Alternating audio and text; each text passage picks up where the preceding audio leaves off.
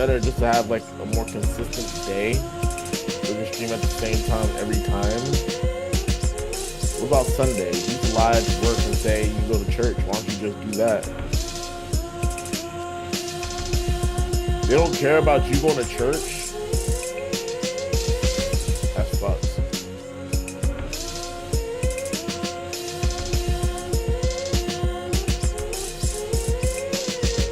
No shit, nobody's doing nothing that day. Duh, dude.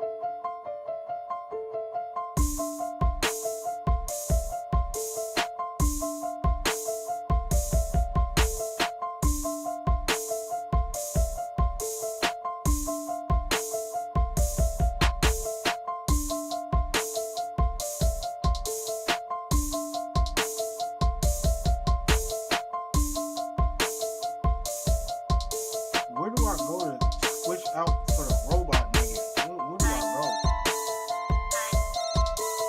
Bidaboo, bidaboo, bidaboo.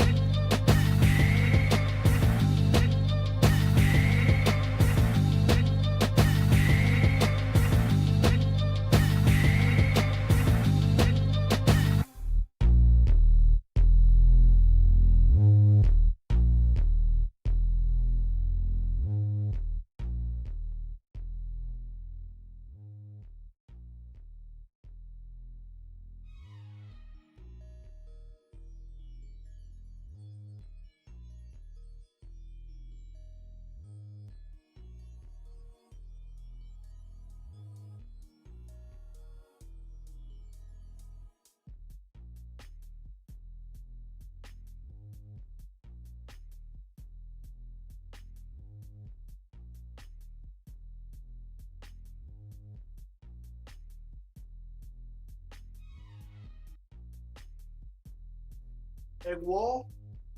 Nah, but for real this time. Mic check, mic check. Man, look, I ain't doing it again.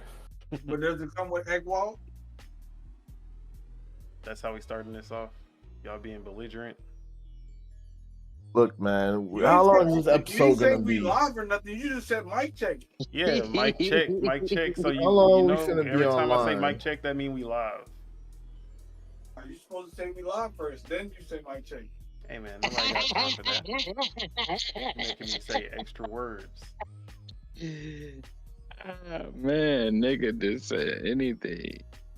What it do, what it don't, what it is, and what it ain't. It's your boy, Don Otaku, aka Don Solo, aka Solo the Don, aka Solo D Swaggy, aka just myself. And today, or what am I trying to say? And this is Project Untitled, episode 45.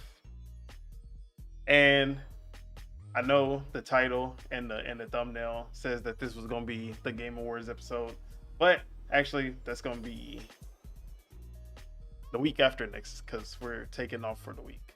So 2025, that's gonna be our Game Award, our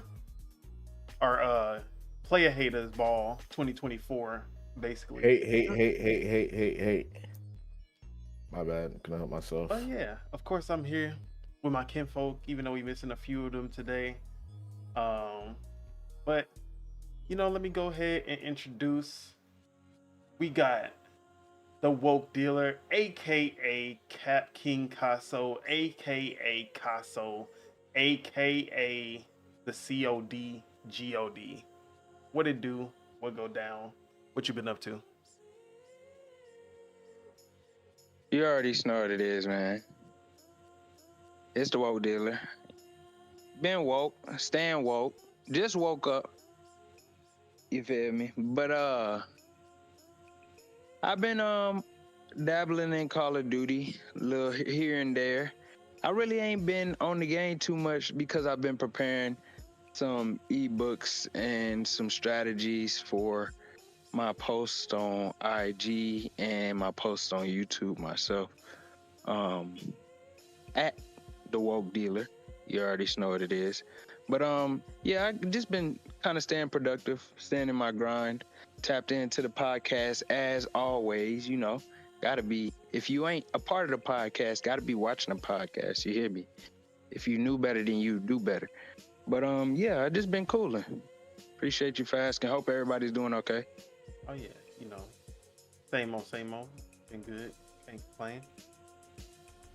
All right, and then we have the Spirit of Truth, aka Lord Mars, aka Marzarus, aka Z-Ram, aka the only one who finishes video games.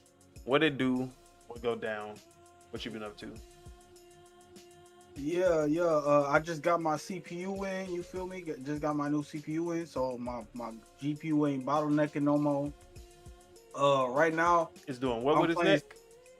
I'm playing. Hey, yo. Oh, man. man. Oh man. You know what I gotta say to that? Free Luigi. That's why. Hey, Whoa. the government after us yeah. now. It's over. Nah, they don't know which Hey, Luigi. There's a million Luigis in a row. You Hey, know. I'm not Nintendo. I'm not Nintendo Ninja like what you got back there. But hey, free Luigi. You feel Bro, me? we're not starting a 10 Ninja, bro. I'm sorry. But, Never use that word again. Yeah. I tested out my game, see if the graphics look any better. They look better. You feel me? Yeah. I need a stream. What's called? My stream was messed up. I had an echo when I was playing Stalker, so I need to hop back on Stalker. But yeah, right now I'm just on Starfield, just messing with stuff, messing with the settings and stuff like that. But yeah. That's what's up. All right. And last but not least, at least right now, or I'm hoping right now, the last for now, we have Deadshot Teach, aka Triple Up Tej, aka Double down Tej. Double Down Tej, aka Triple Double Tej, aka Single Whopper Cheese Tej, Bro, y'all are hurting my head right now. aka the hater No more of AKAs. We're good. We 99% of video games. We need to What it retire do? the AKAs. What go down? Mis- What you been up Mr. to? Heavy Whipping Cream. AKA 2% milk, man. That's Alright, crazy. What you been up to? I've been gaming. I've been playing Tekken, Third Strike. Playing with Clive? Fuck no. Fuck that bitch.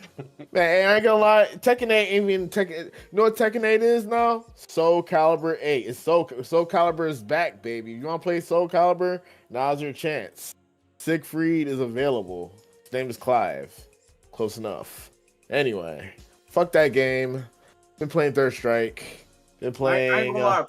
Playing Tekken with somebody that uses the weapon is low key cheating. Unless it's Yoshimitsu. He's the only one I give a pass to. He's the only one. If you got Victor and you're shooting people with a fucking gun, hey, I'm about to get us banned, bro. Oh my god, I almost got us banned. Oh, I caught myself. I don't understand why. Well, like even when they had Soul Calibur like actually coming out, they were adding Noctis from Final Fantasy 15 to Tekken instead of Soul Calibur, which he would make so much more sense. They just need to do a. I was telling TJ earlier. I was like, they just need to do a full crossover with Soul Calibur and Tekken. Like, bro, like just do it, bro. Just do it. I bet you it would be the biggest fighting game of that year if they ever do it. Well, it depends on if Capcom drop anything, because that's the only time. You know, Tekken only won fighting game of the year because Capcom ain't dropped. Hey, it is what it is. People go outside of their comfort zone a lot nowadays. But yeah, anything else, Tej? Yeah, I've been oh yeah, you know what, Scamco. Oh, here we go. I'll call you Bamco now. You fixed your game. Congratulations.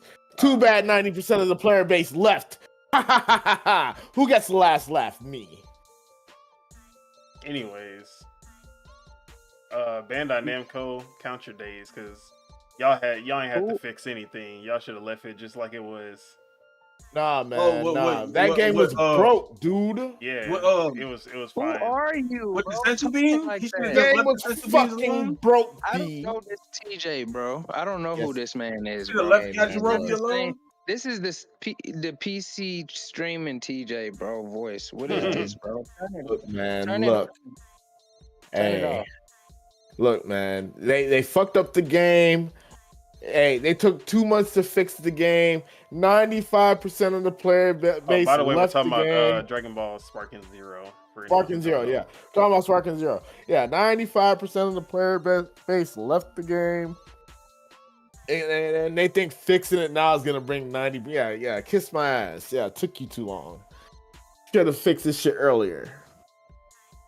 I mean, Helldivers kind of bounced back. Last night took a L, but tonight I bounced back. Bro, Helldivers was literally in hiatus mode for the majority of people until the Game Awards the other day. I don't want to hear shit. Sorry. Don't give a damn. Nobody said nothing about Helldivers in the past 4 months, 5 months, 6 months until the Game Awards. I don't want to hear shit.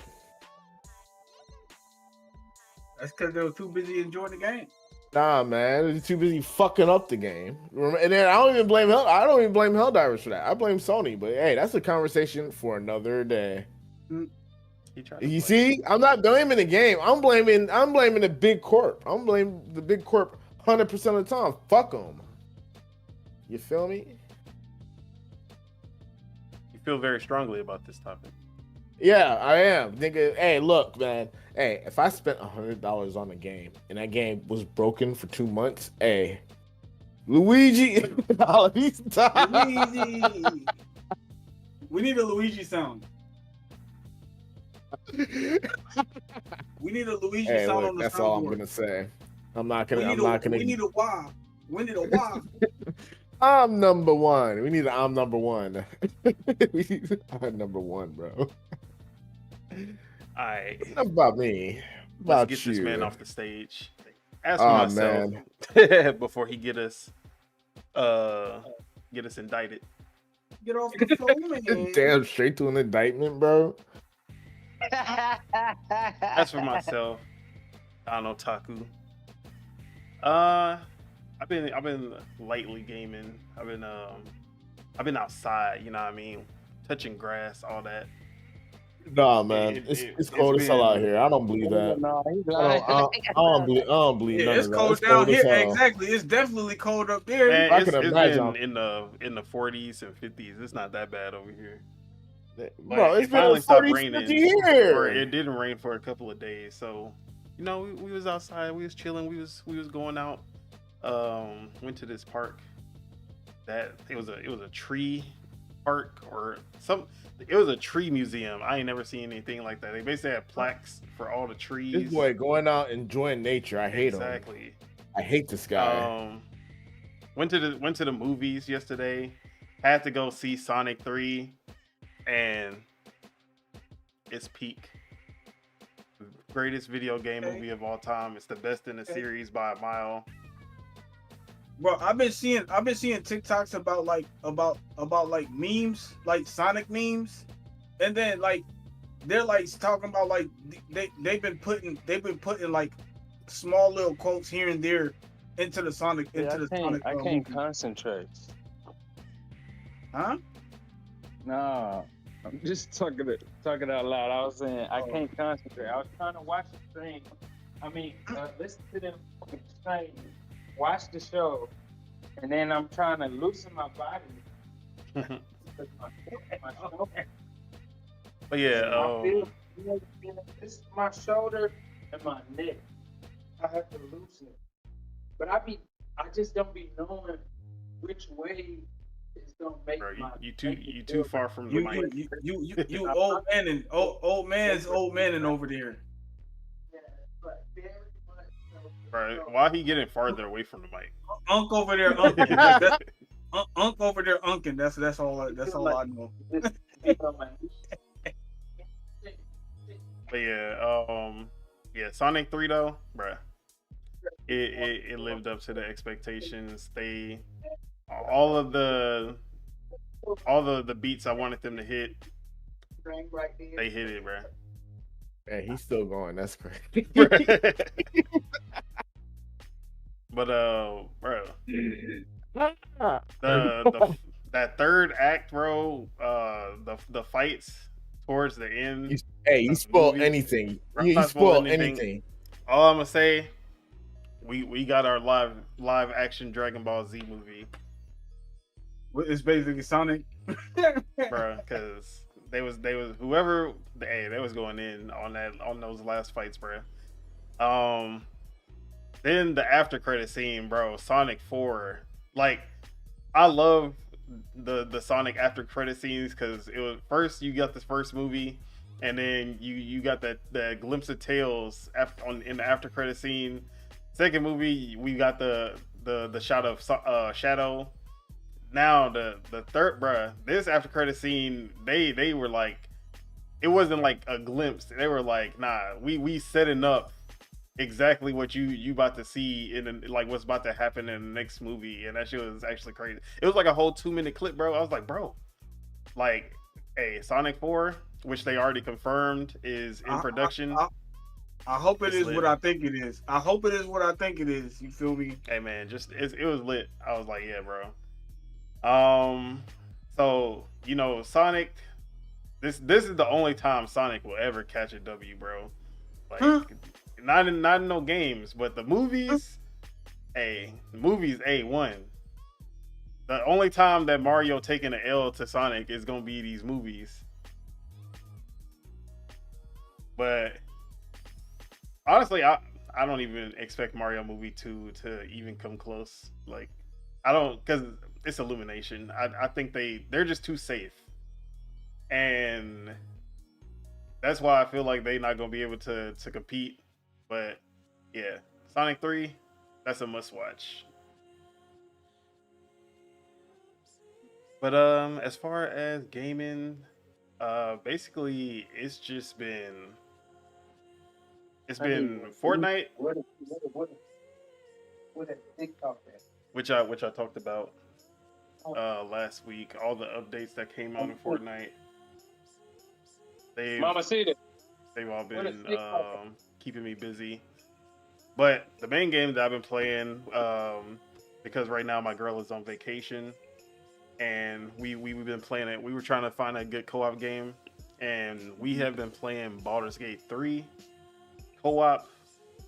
And like I said, I played this in 2023. I got to Act 2, but now we're playing it. This is my first time playing it co-op though, and yeah, man.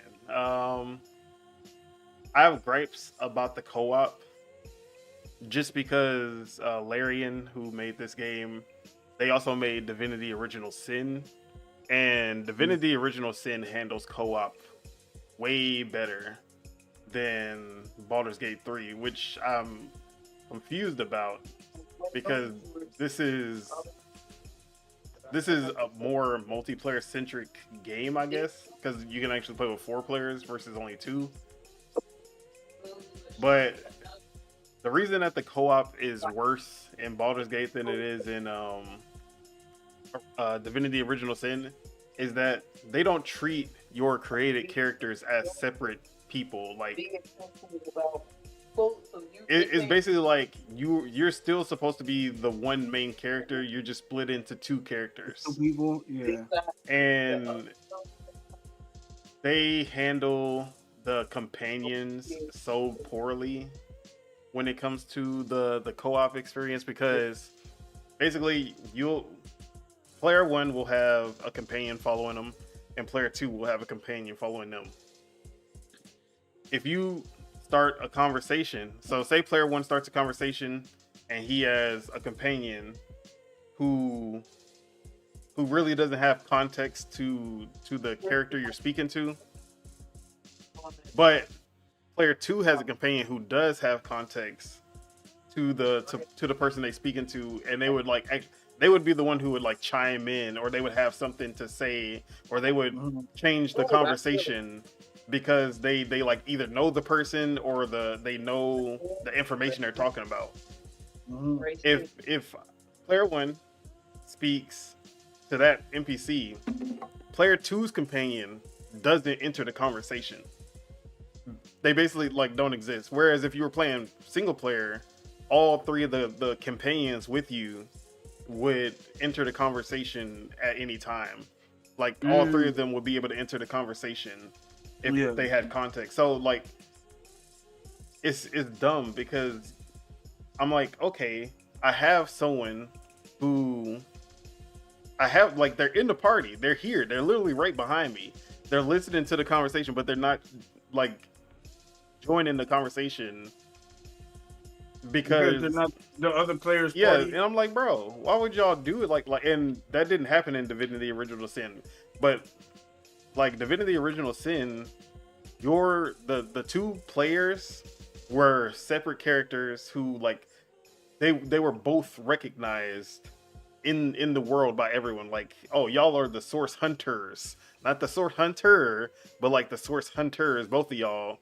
And even the way they make like you make choices. So basically, whoever starts the conversation, they are the only one who has say in the conversation of like what choices are made. So the difference in Divinity Original Sin is that you are both in the conversation. You both choose like what y'all want to do. So if y'all disagree on a choice, you will basically have like an argument with each other. And then if y'all still disagree after the argument, then you will do a mini game. And then depending on like your stats and whatever, you'll basically do a roll, like a skill check. and then whoever skill check wins, they're the one like that's which route you go. Who wins the conversation? So I'm over here like, okay, Baldur's Gate 3, like this is supposed to be the ultimate CRPG. This is their magnum opus, their best game. But when it comes to the actual co-op, they have literally gone backwards from their first. I don't know if it was their first game, but Divinity Original Sin was like their first big game that blew up. I know that. So like, I hate how much it has regressed in that aspect. But yeah, I can understand that. yeah. But other than that, the game is still fun. Even though I played it solo and I played some by myself, a lot has changed. Like my playthrough has basically changed.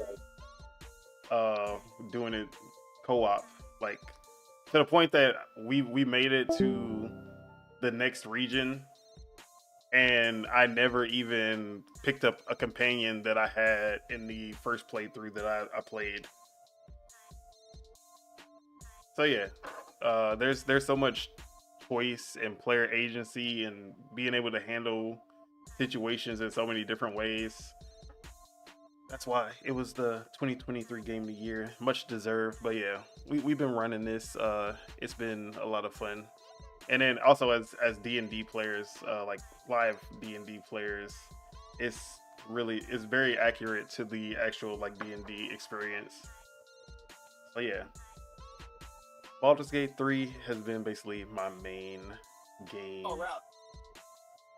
But let me go ahead and introduce the late entry, Year-Round Chukwu, aka Chuck, aka Valorant. I don't even know what to. You know, 2025. We're gonna come up with something because I can't even call you PC Master Race anymore after seeing your Steam stats. You know, you just Valorant's #1 fan. That's what you are today. Wait, what? Where do you play? Before a couple of months ago, where was the only place you could play Valorant? Oh yeah, all right. Remember we already discussed that. You don't get to claim Valorant anymore. What? That's not a PC Master Race game no more. Yeah. My bad for being late. Yeah, I was a little preoccupied, but yeah, I'm here. We've been cool this past week. Oh, actually, I took a hiatus from gaming for a minute, and we got back on Valorant yesterday. So He was detoxing. You feel me? Yes, for the most part, yes. See, if I had Astrobot on PC, Sony, get it together. That's not a detox. That's toxification right there. Sony, get it together. All right, yeah, that was it. Yeah, get it together, Sony. I've been hearing you're not valid in the streets, son. You know, we got a Sony / PlayStation topic, of course. Oh no, I've seen it. I'm ready for it. I'm gonna laugh. We had to have Chuck in the building because you know what I mean they've been outside a little. You bit. know I'm here. But I'm here. Before we get to that, you know, I just wanted to do. Actually, no, we'll start with the news. Actually, we'll start with the news first, and then we'll do back to the news. So yeah, let's get to the big one. All right, guys.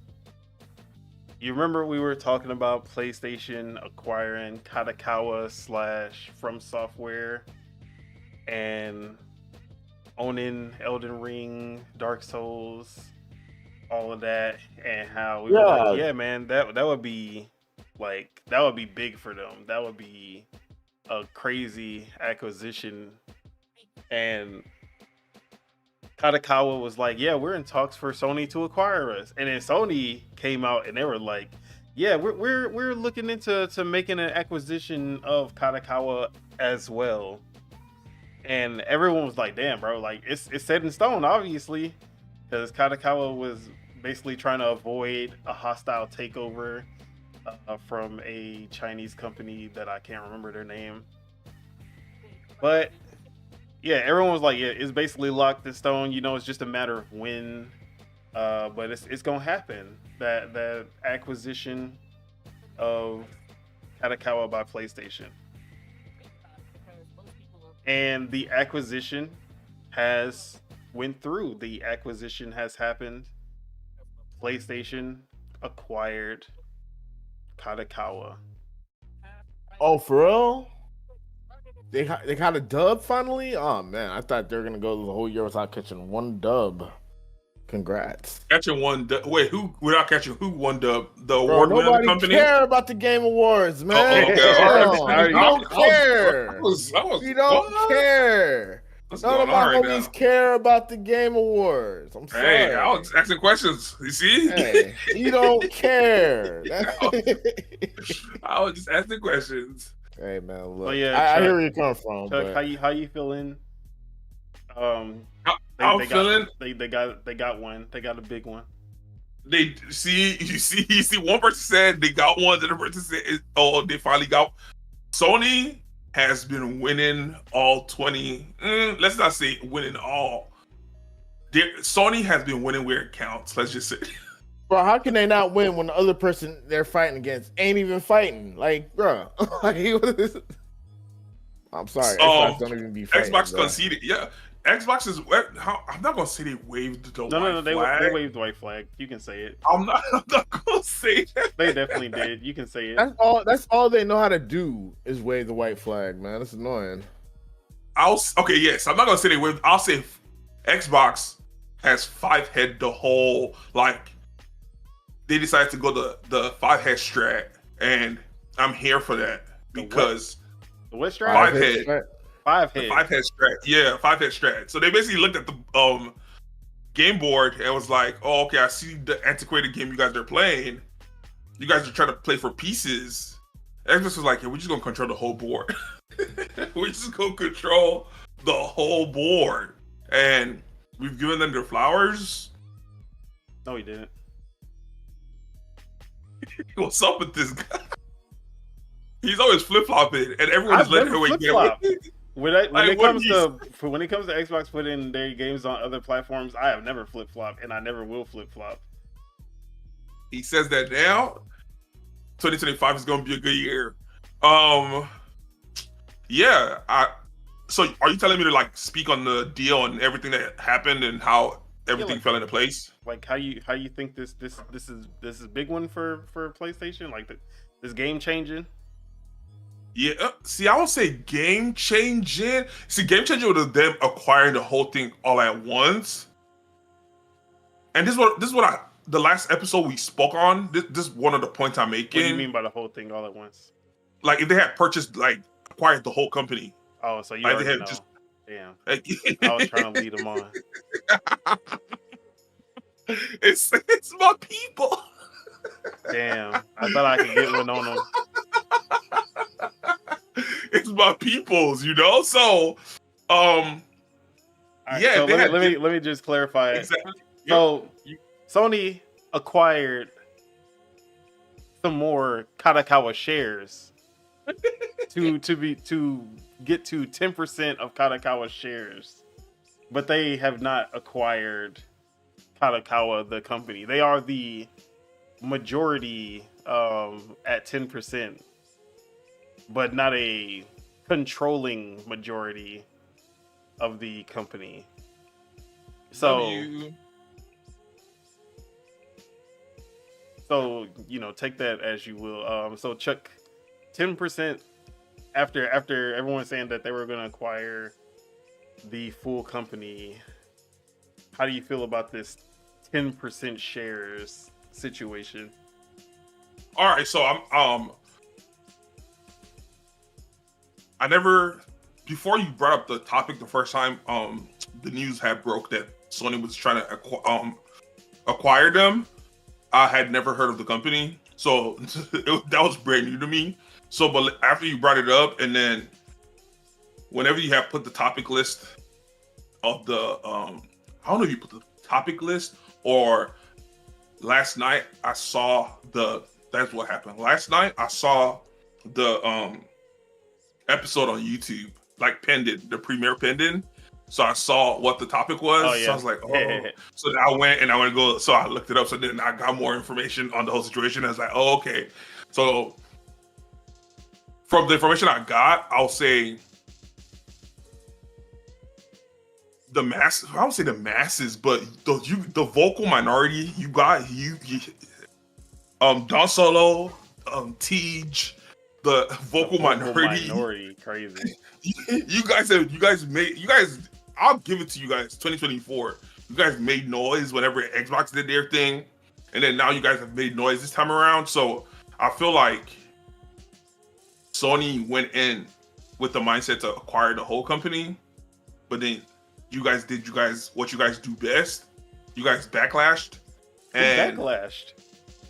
There were people that were you literally backlashed whenever we spoke about this. Yeah, I said it would be a dub, but I didn't want them to do it for the anime side. But exactly. I said it would be a dub for them. Yep. Okay, so that was that was the backlash I was seeing. Oh yeah. Okay, there definitely was backlash for the anime side for sure. Yeah, because people were happy about it. Yeah. Yes, a lot of people are not happy with what. Is that Sony community happy for Crunchyroll. anything, or they love seeing people do black fan art for anime characters. They love it. So people are not happy. People were not happy with Sony for what they do with Funimation and Crunchyroll. Crunchyroll. They're not happy with what they do with Crunchyroll. So yeah, so I feel like Sony was like, all right, we're not gonna purchase the whole thing now. We're just gonna become majority stake owner. And as time goes on, we're just gonna keep acquiring more. We're just gonna keep acquiring more stake into the company. And before you know it, they would have already accomplished the goal they wanted to, to begin with. Well, see, going on this timeline, they previously acquired some stake in February 2021. That's how they got I think it was like 3 or 4%. They just bought some more to get to 10%, but they said they don't have any plans of acquiring any more. Hey man, we've heard that before. It's also, where have we heard it before? Everyone in here goes exactly, and we've heard that before also from Xbox. So we've heard that before from these companies. So whenever I hear that, I always take it with a grain of salt. Yeah, so right now they're the majority stakeholder.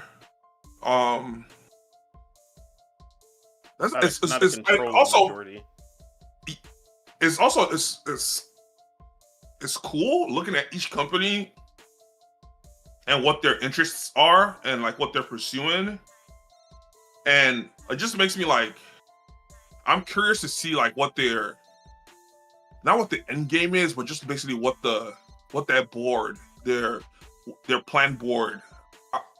It makes me interested to see what they're thinking, like the thinking process behind it, what the end goal is, and what they're basically how they plan to get there. Because Sony, it seems like they're chasing entertainment and media for the most part, even with their game style and gameplay.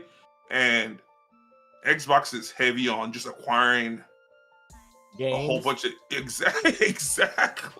Jeez, that's crazy. So like, it's I ain't gonna lie, Sony acquiring Crunchyroll wasn't like a good thing for anime.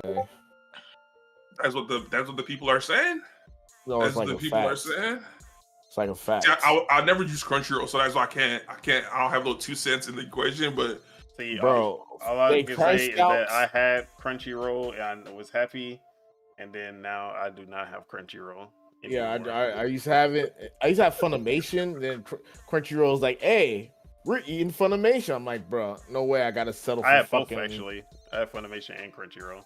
Yeah, but see, that's the thing. When you have more options, is better. But when you have one option, then they just say, oh, we're gonna charge you $30 a month to watch animes that, with less anime variety. Like, this shit's ass. Shit is ass. And that seems to be the road Sony is going down, and I'm not too, I'm not really. What about Evo? I would say I'm new to anime. You said what? What do you think about Evo? See, the fighting game space, that's another thing. But I'll point the hand at Sony, and also I'll point the hand at Nintendo. What did Nintendo because do anything? Because I feel like like I said, I feel like if they spread their IP across other platforms, and then they because does Nintendo have any dedicated or any real tournaments for any of their games? Is there like a Smash Bros like a Evo? They used to be at Evo until Sony purchased them, and now Smash suddenly stopped being at Evo. Oh, so you know how that go. Exclusivity. Oh, you can't play this on a PlayStation? Yeah, you ain't here.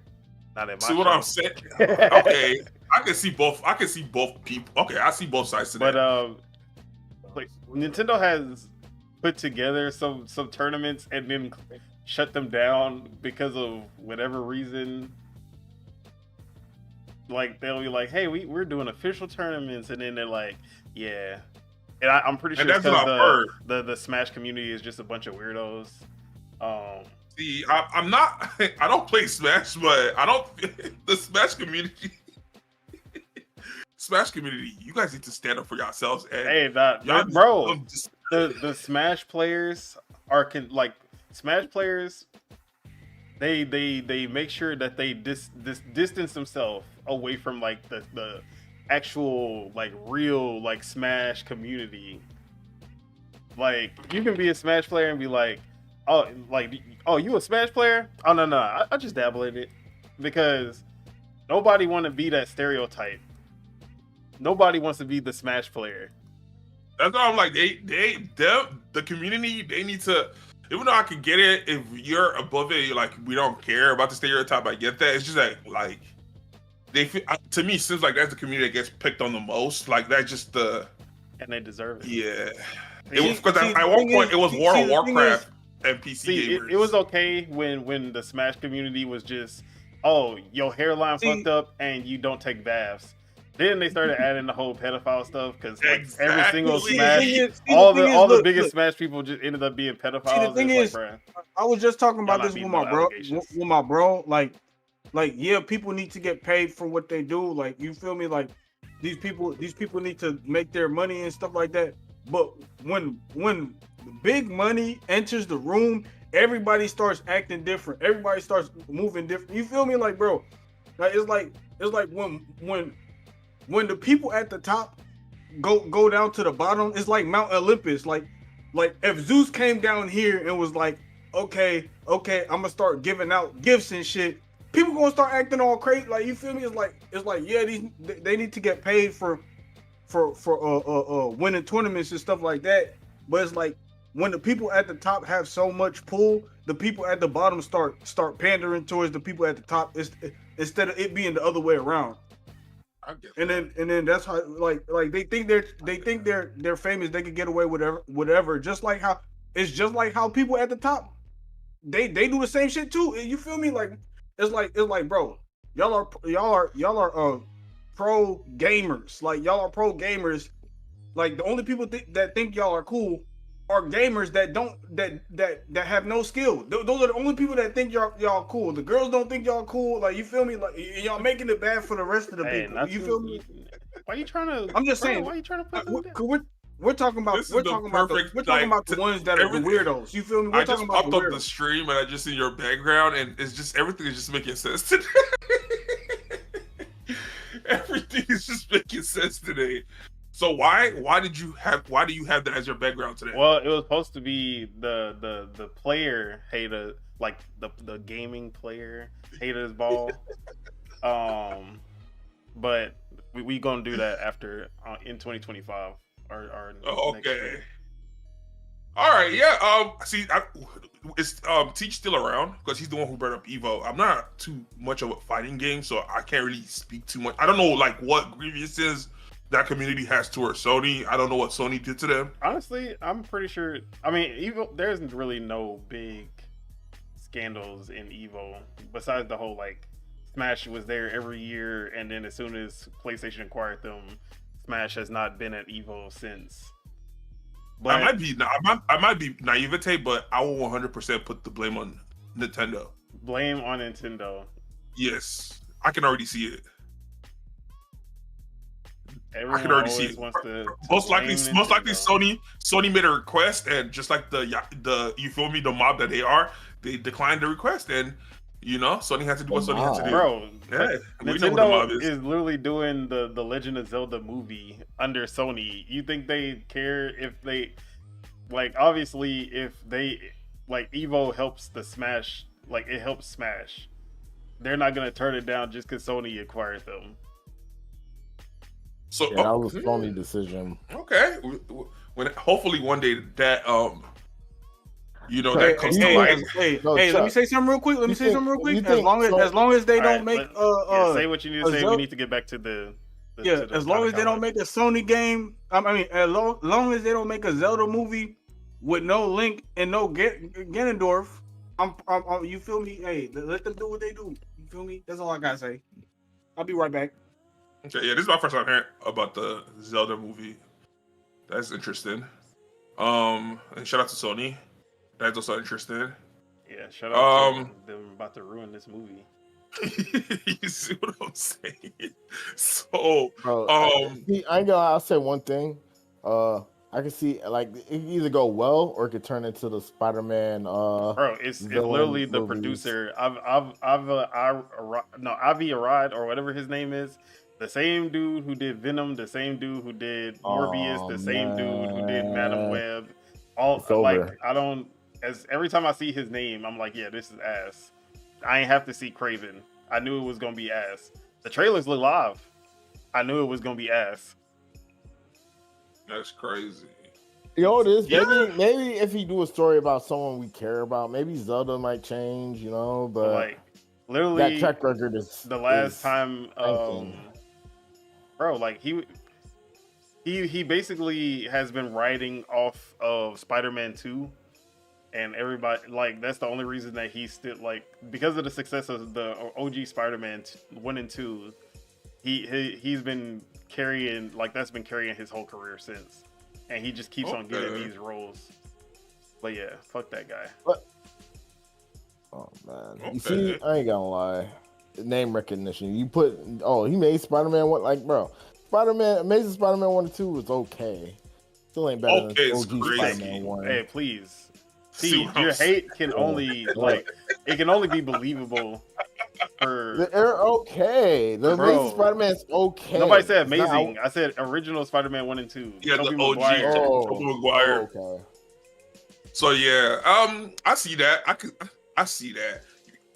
If he messes up the Zelda movie, then I feel like that'll probably be the final straw, because you have so much material to use, and I'm interested because I never played the game, so that would be, for someone like me, that would be a good introduction into the whole storyline. Whoa, you never played one Zelda? No, he barely played Breath of the Wild.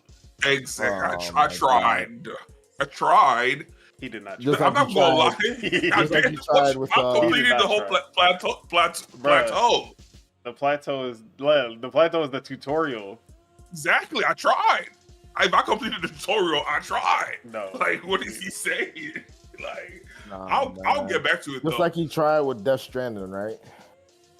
I just said I'll get back to it. Just like I'm gonna get back to Death Stranding, But yeah, we got time. Let's get back to the Kadokawa. Let's get back to the topic at hand. Yeah, I'm happy that they bought their majority holder. We'll see how things play out. But like I said, I feel like that's the plan. Buy it a little at a time. So you're saying that they need to do it in payment plans? Yeah, I feel like they've looked at how people. I feel like they know. I feel like they know how people view them, so they're trying to act accordingly. And also, I feel like, I don't know, they probably see it working for Xbox. Also, Xbox is trying to keep the masses appeased and fan interaction. So I feel like they're like, oh, it's working for Xbox, so let's not be assholes. I'm waiting for you guys to have that same energy for Nintendo. What does Nintendo have to do with this conversation? They need to release They need to free. They need to liberate You their said IP. free Luigi? Exactly. Free everybody. Oh, Whoa. not just Free. Luigi.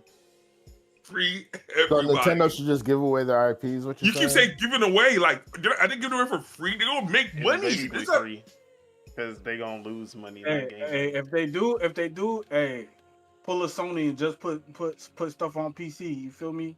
Don't do that. And either. I'll even though I want everybody else to enjoy it, that would be a good start. That would be a great start. And So, I'd also say, hey, whatever you do, share, make sure it's a multiplayer game. Like, don't do no single player games. because I feel like it'll grow. Because in certain games, I feel like it'll help grow. Like imagine Definitely. playing Mario Kart on all platforms. We That don't would be want that. crazy. See, but okay, Who this doesn't- is the conversation about. Actually, let's finish the Kadokawa first, and then All right. we'll finish this conversation. I'm gonna come All back right, to that it. was my take on the Kadokawa. So do you consider this a win? Like this is a W for PlayStation? Yeah, especially how everything else in other sectors are going. I feel like, yep, this is a win for them. And also, at this moment, yes, let's just see how they implement it and how they grow it. Now, Let's do you think this will have any implications for actual Sony gamers, like PlayStation gamers? Do you think they will get anything out of this? Because the if I'm not mistaken, is the Kadokawa, are they the ones linked to? Yeah, they're the ones linked to Elden Ring, right? From Software. Okay, so yeah. Ooh, I can only speak from the past. That's what I'm saying. I'm hoping they implement new ideas. Yes, I'm hoping they implement new way of thinking for PlayStation. But in the past, what I feel like they'll do is the same old will be exclusivity, or the content will come to PlayStation first before going to other platforms. So that is what I could see them. You think they'll doing. have some form of exclusivity because of this? Like time That's just me. exclusive, or But see, that's just me. Like, giving them like, oh, this is what they're used to. Like, this is what they do. Exactly. This is their MO. So this is what they do. I'm hoping for them to break that and break out of that. But until they do that, I can't put it on them. So yeah, that's what I'm thinking Sony would do. Or they'll probably have like PlayStation exclusive not I'm gonna say exclusive, but like they'll have like an Elden Ring only PlayStation console, or whatever other games that company has on, so for marketing, I feel like they'll use that. For sure they're gonna use it to their advantage with however they can. Just knowing PlayStation. yeah. So basically, this is what they call a strategic capital and business alliance with them now being the majority shareholder. But Teach, how are you feeling about this Kadokawa situation with them not acquiring the company fully, but they are now the majority shareholder? Do you see this as a W for Sony, and do you see this as having any implications for gamers? Implications, of course. And this is why. Look, Sony. I feel like some companies should have autonomy to make what they want to make, and if it's successful, it's free market capitalism. If it's good, people will buy. If it's new and different, people will buy. If Sony buys them and tell them, hey, we need Nathan Drake souls or some shit, hey, this is the L for everybody. It is what it is. But they only got 10% though. They didn't get like the whole thing. Well, that's what I know, but like I said, man, like, look, it is what it is. They as long as they give them the autonomy to make the games they want to make, or whatever, hey, I'm not tripping. But as soon as they start hitting that fucking we need Ratchet and Clank souls, yeah, I'm good. I'm good on that. Wait, that was you. That's what I'm saying. Because people were excited for the Crab Souls-like, so you never know. I mean, Hey, that's Ratchet cool, and but Clank we don't need Souls them to copy that. Will be better than the last Ratchet and Clank game that they made. So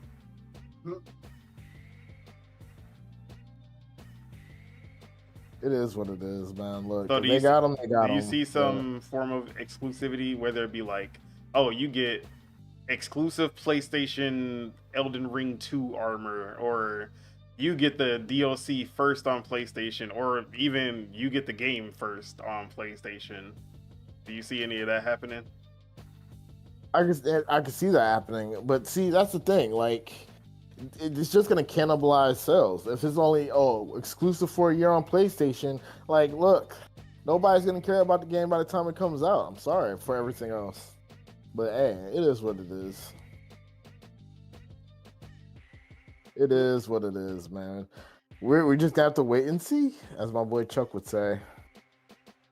All right, Spirit of Truth. What are you thinking when it comes to this Kadokawa, not acquisition, but Sony becoming the majority shareholder? I mean, yeah, I feel like it's a chess move, man. Like, you feel me? Like, it's going help them more than it's going to hurt them. That's what I think. I feel like they're gonna use this to boost whatever, like it's hard for me to say, like, but I feel like it does help them. Like, they most definitely will, like, have some benefit of this, like you said earlier about having the game first or something like that. Like, they might do something like that. Like, worst case scenario, they use this to, like, divert like assets to Sony, and then fuck everything up. Like that's worst case scenario. But I feel like the gamers might eat off of this too. All right. You know, I feel not the same. That's okay. You know, the hater in me. Hey. All I see is that Sony went to the checkout, right? They were like, "Yeah, I would like to acquire one Kadokawa, please." And then they ran that card, and they were like, "Oh, the card declined." And then Sony was like, "See the way my bank account's set up? I got a checking and a savings." But nah, I'm just playing. So, we all know how being the majority shareholder works. Like, you're supposed to, the company's supposed to do its best to benefit the shareholders. You feel me? So they're gonna have to move in a way that benefits Sony now that they're majority shareholders. So, well, like, that's how they. There's the difference between being like, you own 51%. Like, you were that majority shareholder, like, that's when you listen, like, everyone listens to Sony, but Sony has to still, like, 90% still has to, like, if 90% opposes what Sony wants to do, then it's not gonna happen. So that's the thing. That's why when it comes to the exclusivity, I'm not expecting, like, full games. I'm not expecting, unless they it's literally like Bloodborne 2. Now Sony maybe can use this to be like, hey, look, we've been trying to get y'all to work on this Bloodborne like remaster or Bloodborne PS5 version, whatever it is with Bloodborne, and y'all keep on ducking us. Now, like, y'all owe us, basically. Like, you gotta basically, like, do this Bloodborne patch. I can see something like that. Maybe even a Bloodborne 2 or Demon Souls 2, which are PlayStation exclusives. PlayStation owns both of those IP. Maybe they're like, you know what, y'all, like, I think y'all basically trying to move their weight around, and be like, yeah, like, y'all got to come work on these two. So those would be the only time that I see an exclusive. But when it comes to, like, an Elden Ring or a Dark Souls 4 or Sekiro 2, games that are already multi-platform, or even a new IP, I don't see them being PlayStation exclusive, because now From Software is in a place where they will sell on their name alone. Yeah. So that's where I feel like Sony, this is a win for Sony, for sure, because as long as From Software keeps winning, Sony keeps making money. Exactly. And right now, like From Software's streak, it don't look like it's gonna end anytime soon. The fact that people haven't gotten bored of Souls-like games, but it like with every release, it just grows. Like the amount of people who like Souls-like games grows. To the point that now even the Souls-likes from different companies are now big, like Liza P, like which The crab one. yeah, like another Crab's Treasure. Like these Souls-likes from other companies are starting to get big because of how popular Elden Ring was. So All right, so now my question is, not to cut you off, but my question is, so you see how it was news that Sony was going to purchase them, and both sides like spoke on it. Do you think that was like a PR stunt for them to like turn around and then only buy what is now adding up to 10%? Because it was like news in the community, and everyone spoke on it. Because when Kadokawa said it, usually like when the one who's being purchased comes out and says, yeah, they talking about it, they talking about acquiring us, we in talks right now, it's usually like, yeah, so if anybody wants to up that offer, you know, we about to be off the table, y'all gotta come soon and put up an offer. That's usually what that means. So do you think that, because this is where my issue, well, not even an issue, but do you feel like whenever Sony came for the talks, at any point, do you think Sony was trying or planning to buy the whole company? Or do you think Sony already knew from the start that they were just going to come out with just 10%? Because of how little time before the reports and then the actual... No, I think Sony always knew it was going to be 10%. I think someone probably heard like, oh, they're like about to make some like acquisitions to their shares. Yeah. And they were thinking that it was going to be like the whole company, basically. But even Kadokawa said that it was like they didn't say they're acquiring more shares. They said they're acquiring the company. Like they're in talks to acquire the company. So I don't know what it would be, or maybe Kadokawa did get that offer from someone who upped Sony's price. And Sony was like, well, let me go ahead and get a bigger share right now so that when they do get bought out, I get a bigger payout. You know? Yeah, that makes sense, because that's what basically makes me like look at it like, you know, where they already in bed this whole time.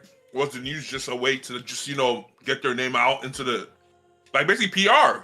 Because they already knew what the end goal is, but it also does for sure make sense that after they made the announcement, then another company came with an offer, and then that also makes a lot of sense. So that was it. I'm not a financial person. I don't have any kind of, like, I don't follow stocks and anything like that. So I'm just going off of, like, I'm basically just guesstimating. So I'm not gonna act like I'm the biggest expert on this, but just from the outside looking in, that's what I like. That's what it looks like to me.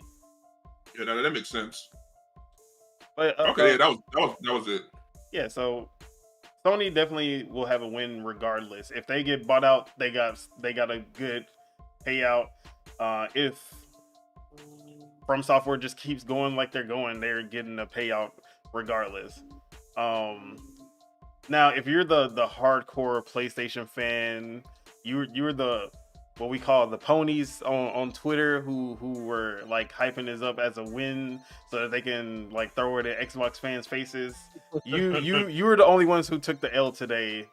Those ones, they were definitely. And then the fact that they were out here talking about Sony acquired, like once the news came out, and they were like, yeah, Sony's the majority shareholder, and they were out here talking about Sony just acquired Kadokawa, and they were looking dumb as hell, not knowing what they actually talking about. So yeah, that was the best part about it. The I receipts put was it funny. on God because I swear I randomly just seen the thumbnail, and then I read the title, and I seen what today was about, and I was like, I see what you're cooking up. So I gotta be ready too. But that was funny though. But yeah, I joke about Sony not having the money to acquire Kadokawa. They could definitely acquire them outright, if they wanted to. But at the same time, they aren't in. I don't think they're in a buying mood right now. Because the last buying spree that they went on did not work out for them as well as they would have hoped. Exactly. But we gotta see how this all turns out. For the most part, it seems it's not gonna be huge changes, but it could. We just gotta keep an eye out and see how the next From Software releases, starting with Elden Ring Night Rain. We'll see if they got like PlayStation exclusive armor or swords or something. That Astrobot X Elden Ring collab is about to be crazy. But yeah, anything else y'all wanted to add? Wait, Mars, did you talk? I'll let you talk, right? Yeah. Okay, just making sure. No, I'm trying to play the Nightfall with y'all, bro. Jeez. All right. With that, I want to. So if they came out with go ahead. if they came out with a actual bot Souls-like, what would you say? I mean, I'd take that over Astrobot Mario Galaxy. Hey, No, that'll be funny though. Come with some original characters design, bro. I don't need to see no fake Andross looking dudes, bro. Honestly, the PlayStation game that needs to go roguelike will probably be Horizon, because they could make it work with Horizon pretty well. They already got the big bosses. Make a Horizon Souls-like with From Software. That'll make people care about Horizon for a bit. Not a bad idea. Not a bad idea. All right. So that was the only news that I wanted to talk about today. But I actually wanted to use the day to talk about, basically do a recap. Our little wrap up. Not like we're not our game of the year or anything like that, but just like where the big three are, where the gaming industry is after 1 year of doing this podcast. How are y'all feeling about the industry and the big three, Xbox, Sony, Nintendo, 1 year later? But yeah. Wait, did we talk about? Wait, are we talking about the Switch too today? Or we talked about it last week. We didn't talk about there was more leaks. Yeah. But word on the street is word on the street January. Hey, look, it's over, Chuck. I'm tired of talking about Switch 2 leaks. Hey man, look, it's over, Chuck. That's all they got. Hey, That's all that look, community got. Look, what are you talking about? That's all we got. Just like Grand Theft Auto, that's all they got right now till they drop the game. That's all they got right now. What are you saying? Grand Theft Auto got either, if not one, but two trailers. They got one trailer. So they got more. They got exactly. And so, they got leaked. They Yeah. covered it up quickly. Not quickly enough. I saw everything. Hey, exactly. So all y'all got is leaks right now. So Bro, I don't feel that pain. I don't know what it feels like to be like that. Chuck, number one. El Bozos. People are talking about leaks. What does that say about the thing that's about to come out?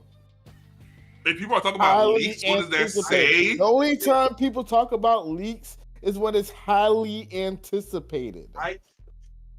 I'll give it that. Highly I'll give it that. I ain't gonna lie, leaks do create hype, or they could also kill. But the highly anticipation is not highly anticipated for it to win. There are people that are highly anticipated for it to fail also.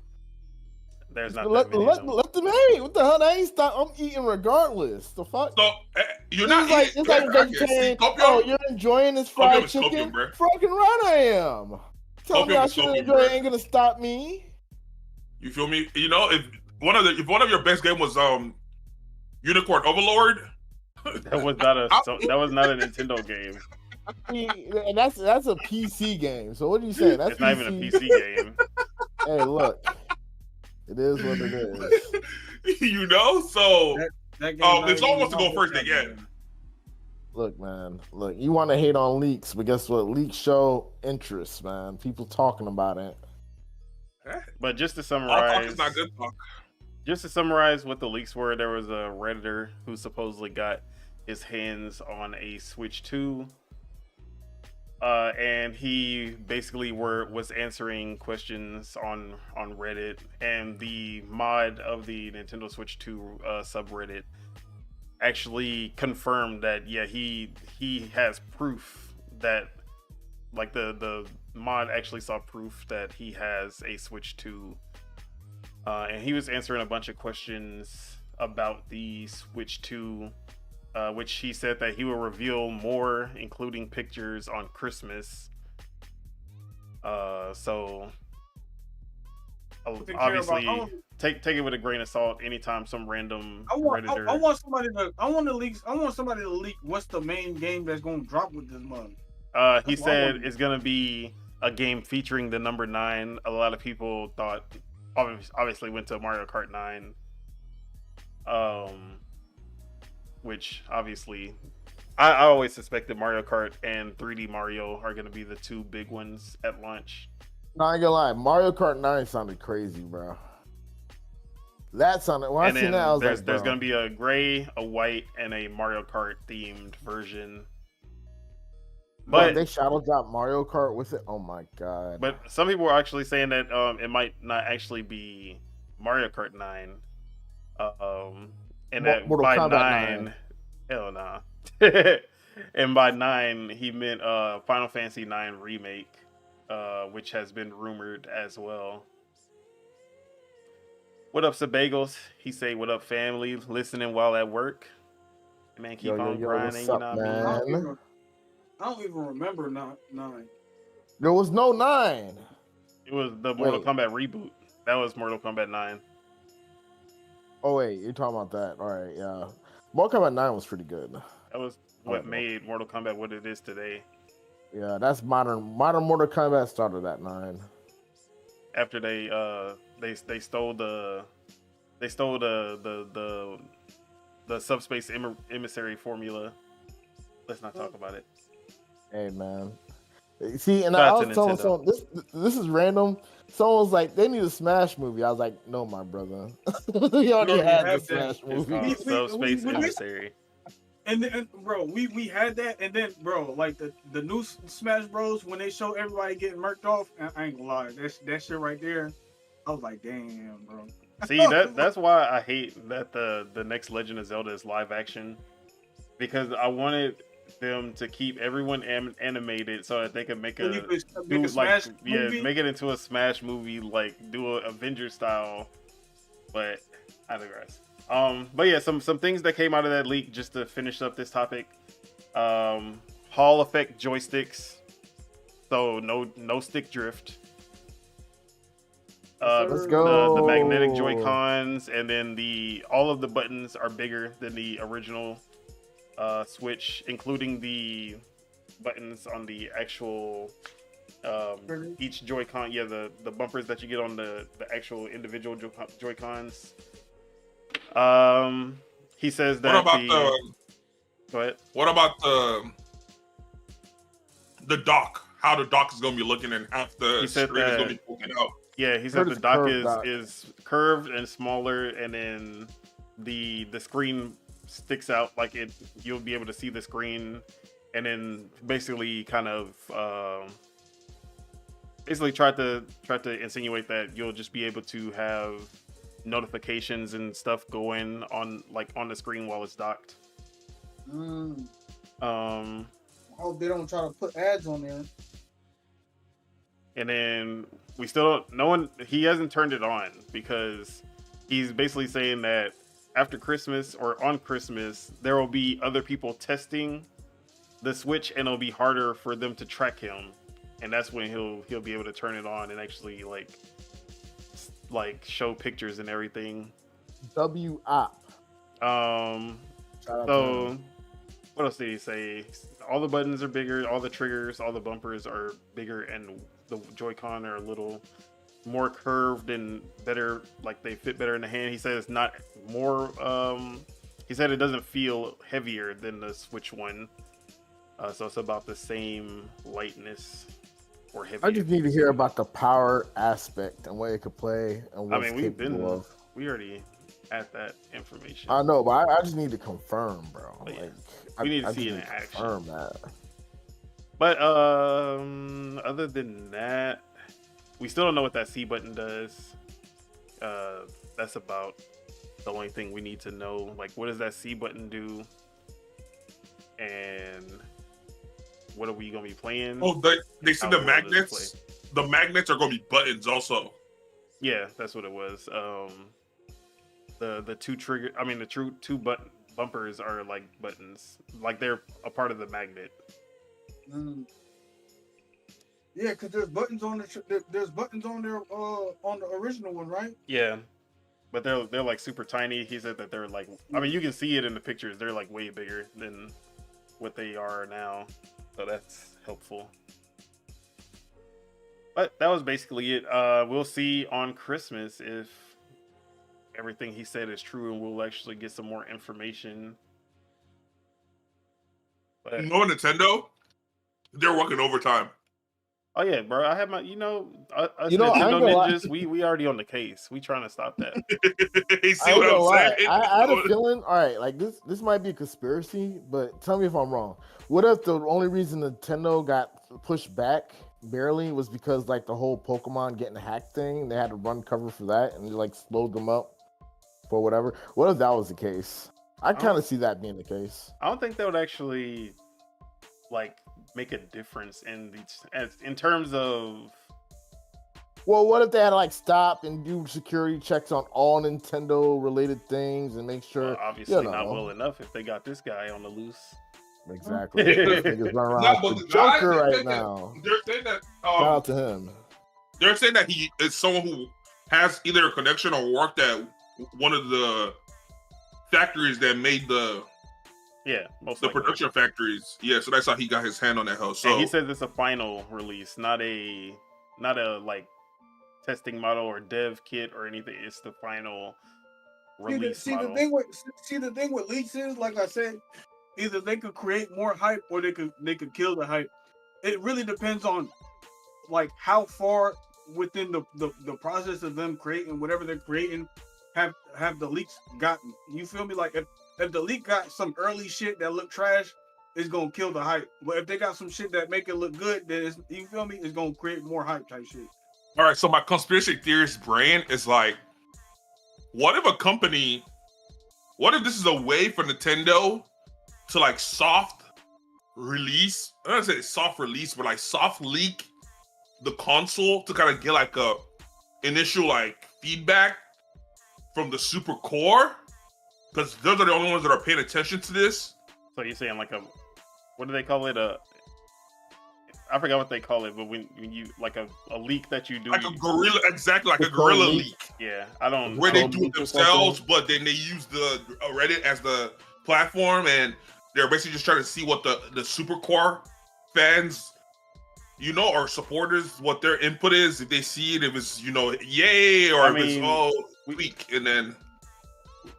First off, Nintendo don't care about them super core fans because they hate the super core fans. The super core fans showed up for the Wii U. Nobody else did. Exactly. And I ain't gonna lie, I'm kind of scared because the new Switch, the Switch 2. Well, like he also said it is called the Switch 2, not anything. Oh yeah, it's called the Switch 2. So that alone will solve That alone solves the biggest problem the Wii U had. There will be no confusion. Man. People are gonna be confused on. Oh my god! I bought this controller for the Switch when I want that to They'll buy be a controller compatible. for the Switch too. Oh, okay. But That better I think be. I don't know if they're gonna include the thing that you have to put the magnet in controlled leak. That's what it's called. Thanks to Bagels. Yeah, that's what I said. A controlled leak or Yeah. soft leak. But yeah, supposedly there's gonna be an attachment for the magnet where you put the magnet in and it has the little slider for your old Joy-Con. Hey, well that makes sense. Some to sell. It'll be funny if you put your old Joy-Cons in and your Switch 2 just self-destructs on purpose. That'd be funny. I'm gonna be there. It I'm gonna be plays- there first. Oh yeah, it plays all your old Switch games, but it'll explode. I'm gonna Yeah. be there. I'm gonna Unless be you- there front row. It'll explode unless you buy the Switch 2 version. I'm gonna be $70. there front row with my popcorn ready. But yeah, everyone's excited about the Switch 2, including Chuck. So I don't know about that. including Chuck. And, I don't know about that. I don't you know know what I about mean? that. So I don't know about that. we'll get like It does honestly, look at the from the same- specs. It does look. I would say okay. I'll give it. It looks better than the Switch One. I mean One that's for enough. sure. It's exactly the same to me. But... So it looks better than that Switch One, but it heavily reminds me of just from the and that's not like not from a 3D render, just from like lines, like literally lines on the paper. It reminds me. It looks similar to the Steam Deck Wow. a little bit. I'm not gonna lie. Wow. It still looks like a Just- Switch. just- It- yeah, but it's exactly. more It looks- rounded. Like it has more. It's Well, yeah, bigger they and made it's it more. more It's more ergonomic. rounded edges. So it kind of I'm just. This is my it visually going into. This is what I thought. I was like, oh, they're not gonna. Looks like the Steam Deck, but I'm like, okay. I know it's going just because it's more new. They did. It looks good. It looks like a sexy console. I like what they did with the back, with the Joy-Con, the curves on it. It looks good. I'll give them that. It looks good. Sebago said Chuck trying so hard to not sound positive towards Big Miyamoto. Exactly. Depth Boy, to Chuck sounds shaking Nintendo. trying to hold back. Depth to Nintendo. But yeah, I'll say I'm excited. I'm excited to see it for sure. First, but I'm also excited for the downfall. So See, Yeah. I'm this is gonna be the biggest leap we've seen in a while. Like the Xbox One to Xbox Series X and the PS4 to PS5 was not a huge leap in terms of like real world. Like the difference in graphics and frame rate and stuff is not as big as people thought it would be. But okay, but see the I feel like leap this- you're talking about is by design. Like they gave out okay, a but shitty that- console see, and but that's everyone the- ate okay, it look. up. This is the thing. Previously Nintendo has always been like, oh, we're just gonna stay a generation behind, basically. This is the Okay. first time that they actually are doing something that seems like they're trying to catch up. Are you being for you looked at what they're doing right now and you look at that as them trying to catch up? Yeah. They're still in my opinion It's a they're still handheld. behind, but But It's a handheld, Chuck. but at the Yeah. same time, everyone's gonna be doing a handheld next generation. that's the loophole because it's a handheld, but at the same time, no, it's not. No, it's a handheld. Exactly. So that's the Because- legal jerking right there. If you take it out the dock Okay. has none of the dock doesn't have anything. All the internals of it is in the handheld. Just because you put it to a dock that's basically an over glorified HDMI cord. Okay, so now watch this. So does it have, other than the Joy-Con, does it have a full blown controller? The Pro controller. Does it have a full blown control? So for like, No, does it's it always have a had a console controller? Yeah. So Oh does my the Steam God. Deck. I rest my Oh. case. That boy said, does the Steam Deck come with a dock? You can buy one. I see. See, Wait, the Nintendo Steam just Deck gave don't it to come with you. a- They gave it to you. It comes with it because it's a I ain't gonna console. lie, y'all arguing semantics right now. Honestly. It's a But- con- I- hey, see, I'll give it. No, I'm not giving to them. Def to Nintendo. That's exactly what they're good. That's exactly what they're good for. Oh, man, Finessing you the said the system. Switch is sexy, Finessing Chuck. the I ain't bug. forget them words. I'm not. It is though. The Switch 2 for sure. Like whoever the design team, I give you all your. I'm not giving Nintendo. That's to sexy. No, I'm giving the design team. You guys did that. I'll say that. And also I can't wait for it to. I can't wait for it to actually be in my hand. Let's see what it actually feels like because it looks good on paper for sure. 100% looks good on paper. I feel like Chuck's criticism of Nintendo is kind of closer to like my criticism of Nintendo. Like I'm like Nintendo, like they're known for the kiddie stuff. You feel me? Like that's why the power ain't that strong in the Switch because most of the games aren't. You feel me? Don't need it because they're mostly kiddie games with cell shading and this, that, and the third. Is like they stuck to like the easy route. You feel me? Exactly. And it's like Isn't it the easy route though? Because when you have power, you can basically responsibility. no. When you have power, Okay. you can brute force your way through everything. The All right, amount of in what optimization. manner? Okay, When I say, what would you say is because brute force is a unique. It's like it's a unique way to phrase it. So, yeah. So I would say how would you so. brute Brute force your- forcing is basically what Call of Duty does with the 400, 500 megabytes or gigabytes of data that I don't know why I said megabytes, gigabytes of data that they do for their games. Now, all right. So, do you feel like they do that? Because see, that's what I guess where. Do you feel like they do that on purpose? they do it 'Cause I feel because like they don't that's want to. a part- They don't optimize. Nintendo has to optimize vigorously for every single game to make it run properly on the Switch and keep the data the data low enough to fit on the cartridges. Okay, so now that's perfect. So is that because I see you're commending them for it, but I'm like, was it a like an innovation or was it a The thing necessity is, because of let me say the this hardware? real quick. Let me say this real quick. Yeah, they took the easy route with the hardware, so they had to put in extra work. Exactly. See, but this is the thing. They're not. You can't even really call it the easy route because when the Switch came out, it was more that is like the X1 was the best mobile chip that Nvidia had to offer for a $300 console, obviously. All right, before I say what I'm saying, whenever Nintendo advertises the Switch, or when they advertise the Switch 1, and now that they're about to start advertising the Switch 2, like, just being honest, on paper, are they advertising it as a handheld, or are they advertising it as a console? A dockable handheld, Chuck. Have you seen that? I mean, it's on paper, it's a hybrid. That's what it is. So, like, if you were to read, like, a promotion, that's what I'm saying, because, like, if you see, like, on a promotion, or if you read an article about it, what is Nintendo itself, like, how are they announcing it to the world? I get a hybrid, but, like, I'm gonna say exactly. You rarely ever see them only show one way of playing it. You rarely see them only showing the handheld, unless you're seeing a Switch Lite, and you rarely see them only playing on the TV. Unless unless they're showing off a certain game like Mario Party, which can only be played on a TV.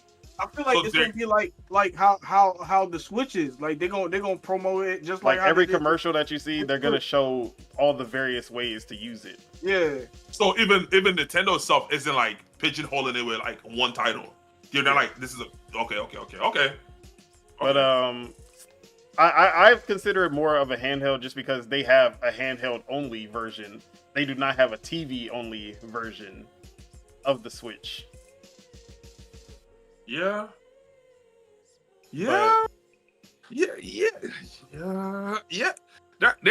They found a good. They found a good. You know what they should do? Oh wait, yeah. Go ahead. Say what you gotta say.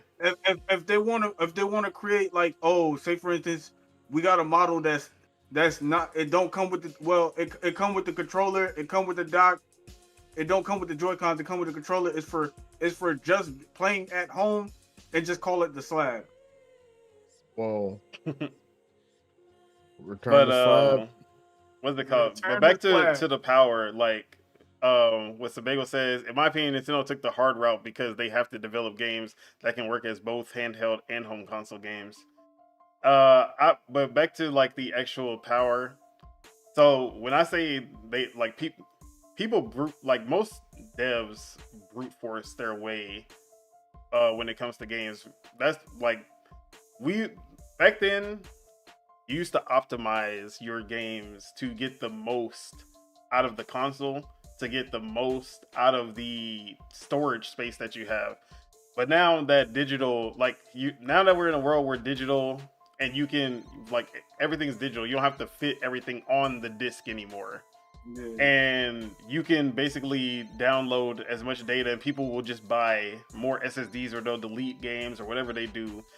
Space isn't the big issue. That's why we've seen such an exponential jump in storage. And honestly, like graphics aside, the storage is probably the biggest bottleneck for like bringing third-party games over, because a game like GTA could easily run on the Switch. It's a 360 game, and the Switch is more powerful than a 360. But GTA is like 60, 70 gigs, and the storage on the Switch is 32. Like, yes, you can put it on the SD card, but it still would be a challenge to even get that, like. And then that's not even including all the GTA Online content. I'm pretty sure that's going to be 100. It's 150. Yeah, it's 150. I just re-downloaded it the other day. And it'll be smaller just because the assets are not going to be the PS4, Xbox One assets.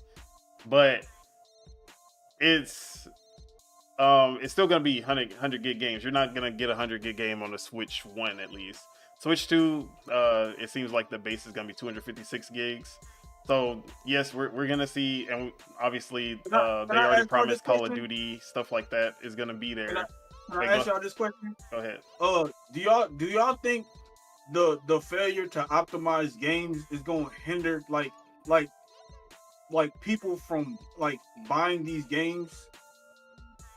Like, cause there has to be a breaking point. Like, there has to be a breaking point to where people are going to be like, yeah, that game's too big, not buying it. Yeah, this game's too big, not buying it. We're already there. I'm already there. I don't think that matters enough. If people really want to play the game, they'll delete whatever they want to delete or whatever they want to do, or buy more storage. They'll do that. But if you delete every game just to have one game, like, you feel me? You don't think that's going to be the breaking point, or like what would you think? Nah, because I've been there. I've been where I deleted every game for one game. And if the game is good enough, yeah, if the game is good, if you really cared, you would. It won't exactly. Now, it won't affect you like that. Like if it's a game that's a 8 out of 10, and it's 500 gigs, yeah, probably you're not going. If you know it's going to be an 8 out of 10 experience, you're probably not going to want to download 500 gigs for an 8 out of 10 experience, or something you're going to play for 10, 20 hours and then drop. Maybe like it can't be that excessive. And we're in a point where, and also the price for storage for the most part is pretty low. It's definitely gotten lower. Yeah, but even outside of storage, like I always bring up Monolith Soft, and like Monolith Soft, the Mario Kart team, and who else? And Retro Studios. They are able to push the Switch to the absolute limit, and then there are like, because a game like Breath of the Wild, they can't just go realistic graphics and then they be like, okay, we're just gonna make the most realistic graphics and then call it a day. They basically had to create an art style that was pretty unique when it did come out, because we've had cel shaded Zelda before, but we hadn't had that watercolor kind of style that they did with Breath of Wild. And then because of that art style, we started getting games like Genshin Impact and all these other stuff that came out. God. But Craftopia? I wouldn't say Craftopia had the same art style. But does it? No, it was more realistic looking. It was like, I wouldn't say realistic looking, but it wasn't cell shaded. Like it wasn't cell shaded as much. Okay. But it basically because of Nintendo's limitations, they come up with art styles that are unique, or they come up with because of limitations to their CPU, they come up with mechanics that are unique.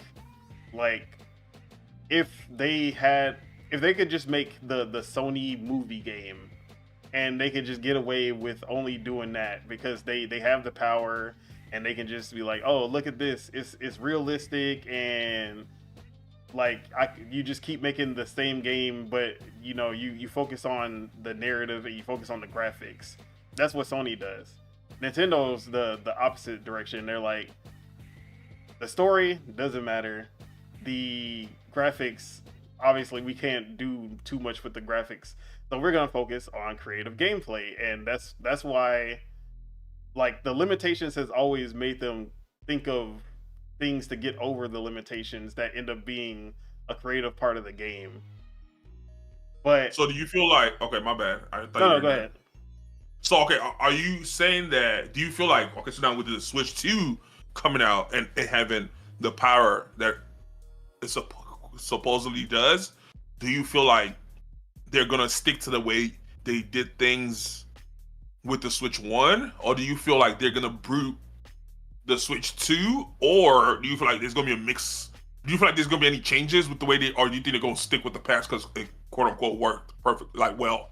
See, now because of the culture at Nintendo, it's always been like a gameplay first culture. Like, I don't think just because now that they have power, like GameCube, during the GameCube era, they had power, and you saw them put out games like Geist, which was a horror first-person shooter, and they had like, obviously Metroid Prime was one of the like best looking games of that time, and that was Retro Studios. But like they were trying to like make those type of games because they were like, well, now we're like pushing. I mean, even back, like, Nintendo was always pushing power.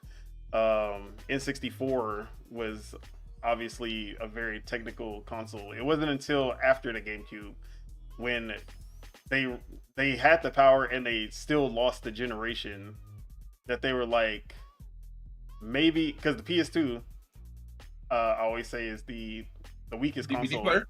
No, not Whoa! It's the weakest console out of the three. What three? GameCube, Xbox, and PS2. The OG Xbox? Yes, the OG Xbox was the most powerful. The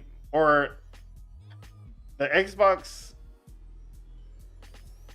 it was always like GameCube or Xbox. It's hard to tell which one was better because back then it wasn't like everyone used AMD and it was like, oh, everybody was on x86. Now everyone's on x86. It's easier to compare them with hardware, but back then, like, everyone had their own architectures and stuff, so it just depended on like how you utilize the hardware. Where GameCube, like a Metroid Prime, is like better looking than almost any Xbox or PS2 game. But or like Resident Evil 4 looked way better on the GameCube than it did on the PS2. But we never got an Xbox version of Resident Evil 4. So it's hard to tell which one was more powerful, but like the PS2 was the weakest, like not even close. It was not even anywhere near the GameCube or the Xbox. But it was the most popular because of the games. So Nintendo basically was like, well, we paid to get this power.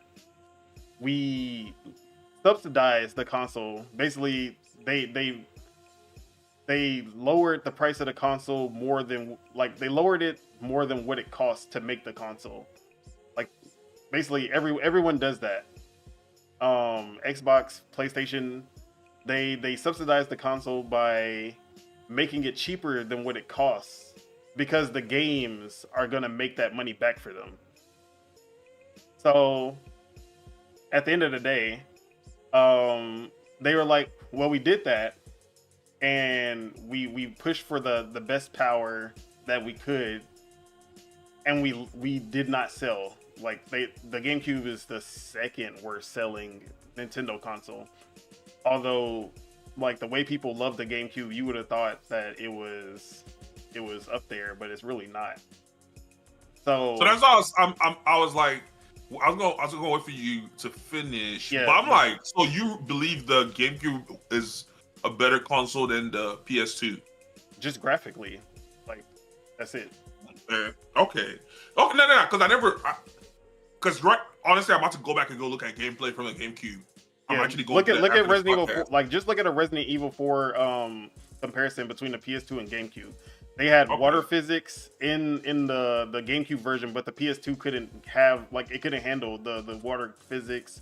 The resolution was better. There were so many things that was better about the GameCube version. Yeah, because I never had a reason to even know anything about the GameCube, so that's actually news to me. So I'm actually gonna go look. Yeah, I'm actually gonna look that up because I always thought that GameCube was a weird one. Yeah, so basically the trade-off that, because Nintendo, I don't know what they were thinking.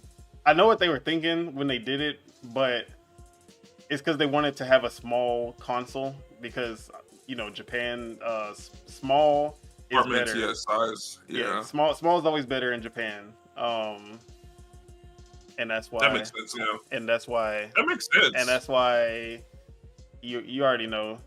Small feet, small. You know what I mean? No. I don't know. I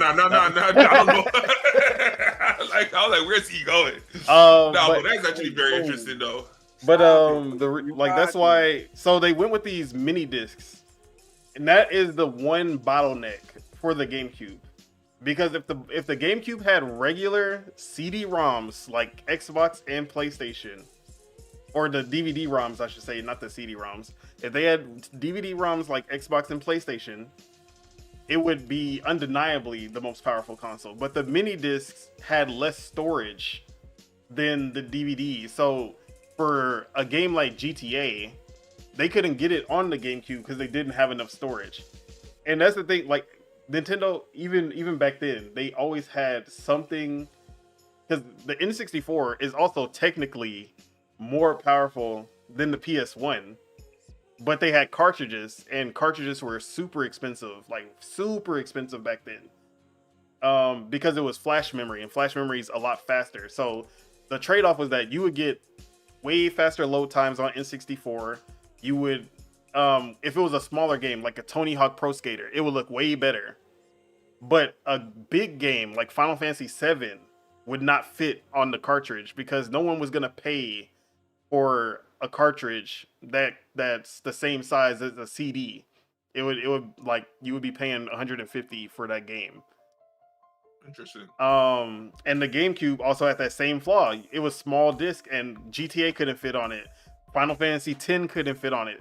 I'm like, so Nintendo, they always did some stupid shit with their hardware. But during like the Wii era, which is, they were codenaming it the Nintendo Revolution. That was them basically saying, okay, this is down their new philosophy. One, we will not take a hit on the console hardware. So basically, they won't price it lower than it costs to make. They want to make money off the hardware day one, which is why they go for weaker hardware. So, because obviously weaker hardware is going to be cheaper, so they're not going to try to compete with Xbox 360 and the PS3. They're going to go for, they basically just like used a barely upgraded GameCube. And then they just did the motion controls. They basically like, okay, we're going to innovate on something that makes it so that it doesn't matter about the graphics. And that's what the motion controls were. So, okay, I understand all of that. Whenever the PS2 came out, Sony was still in Japan, right? Yes. They were definitely like 100% Because Japanese company. I'm like, yeah, Sony. Shout out to Sony. I'm like I said, I have my biases towards Sony from previous life, but yeah, they're also a Japanese company, and they chose to westernize their console and yeah. So did their Sega. way of thinking. Yeah, Sega also westernized. I mean, Nintendo kind of went back to being more Japanese focused later, but back then they were very Western with Rare. Like they had owned Rare, and obviously Rare is a English. I say English, an American company. No, they're not American. They're an English. Yeah, they are English. They're in the UK. So they used to have like the Banjo-Kazooies, the Conkers. That was not a Japanese game, obviously. Yeah. 1080 snowboarding, Wave Race. Like they used to have sports games. They used to not Mario related, but they used to have sports games like that as well that appeal to the Western audience instead of just the Japanese audience. Because I can speak from, because around this time period was when I was not here in the States. Yeah. So PlayStation ruled. I could not name you one person that owned a Nintendo GameCube. Yeah. Because I played the cartridges. But, like when I was growing up, I thought the GameCube was that. I thought the GameCube was that guy because everyone in my circle had a GameCube. Like Tashawn and TJ had a GameCube before I had a GameCube. Like so they used to bring their GameCube over. I played PlayStation 1. I played PlayStation 2. Like that was the rave, you know? So Nintendo, my relationship with Nintendo was the 64, was Super Smash Bros. Not Super Smash Bros, my bad. Super Mario Bros. And Nintendo 64. That was my relationship with Nintendo. Not gonna lie. With the GameCube, we brought our GameCube everywhere. That's what the handle was for. That's why they made it small, so you can bring it with you anywhere you want. We brought it to Sunday school. We play Smash. Sunday school. We play Smash Bros. That's pretty cool. Everywhere. This man was smashing in Sunday school. Smash Bros. Everywhere, bro.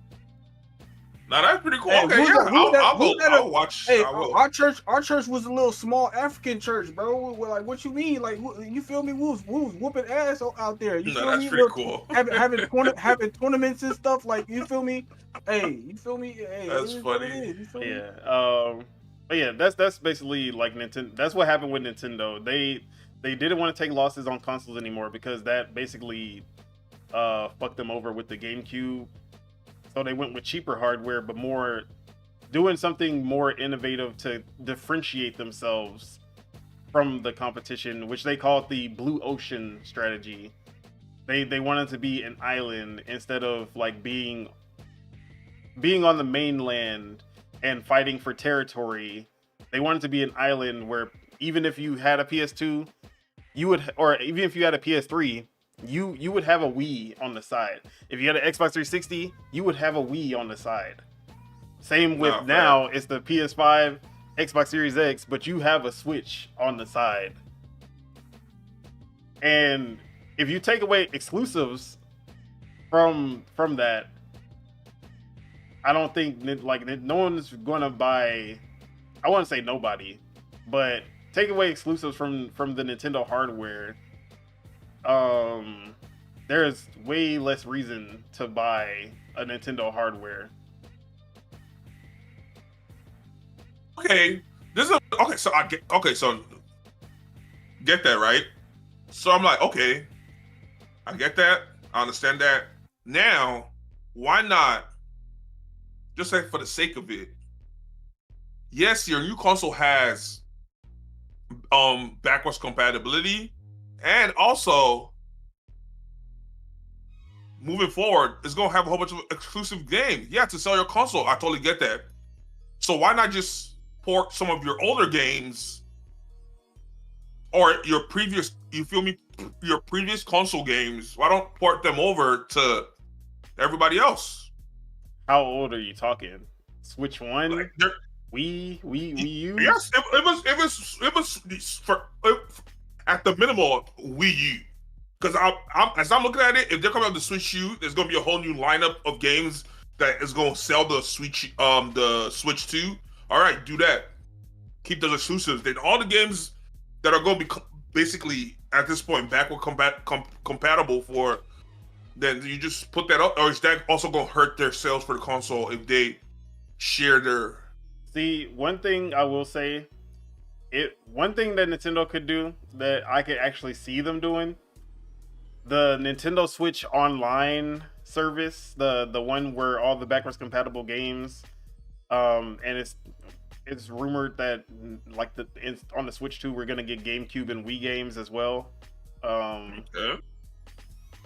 If I could see that subscription being made available on PC, so that you pay the subscription and then you have access to all of those all of the classic Nintendo games, and you just keep paying the monthly subscription to play those, including the GameCube and Wii. That's also a thing too. That's smart. That would be smart.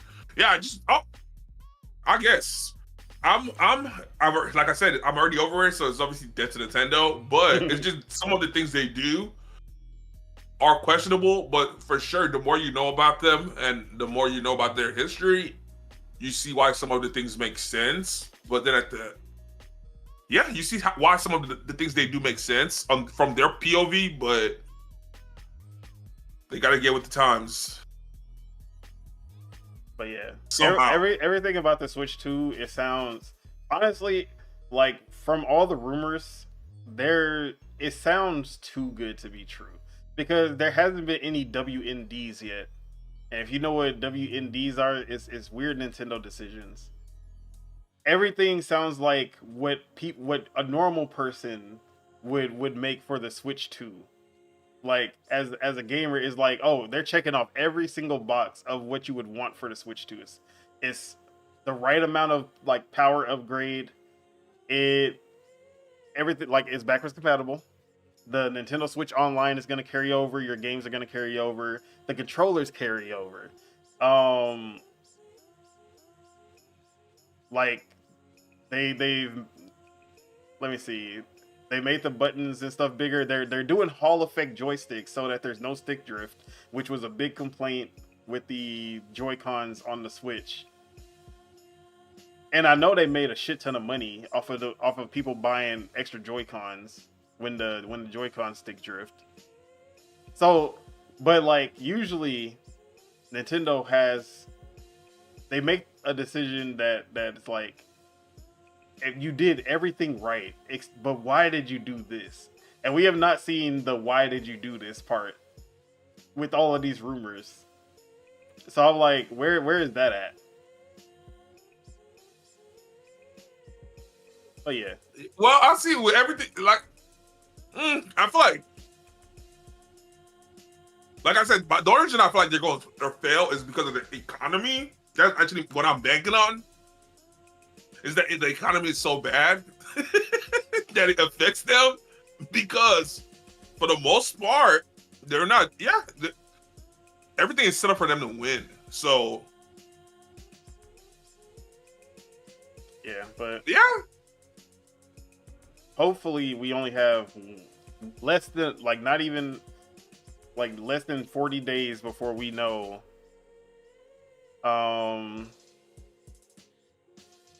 Before we know like what the official announcement and everything, so let's get it. But yeah, this was not supposed to be a topic, but it ended up being like a full topic. But it's cool. It was a nice conversation.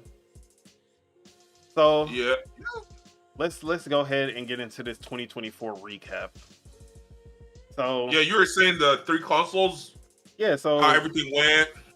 We like, because I know the most y'all used to keep up with the industry is me sending stuff in the chat and then like talking about it in Discord. So like with y'all being much more in tune with like what's going on in the industry, the gaming community, the fucking weirdos in the gaming community, and then now seeing like, especially with this year, like this was probably the best year to start this podcast, because there's so much that is changing with the big 3, especially. I mean, Nintendo is probably the most stagnant out of the 3. Like there's really not too much changing besides their new console. But Xbox, like we already know about their whole multi-plat strategy. PlayStation,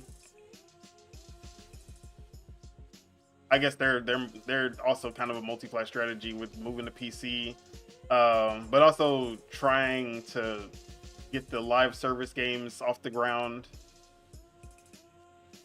But basically, let's just start with the overall industry in general.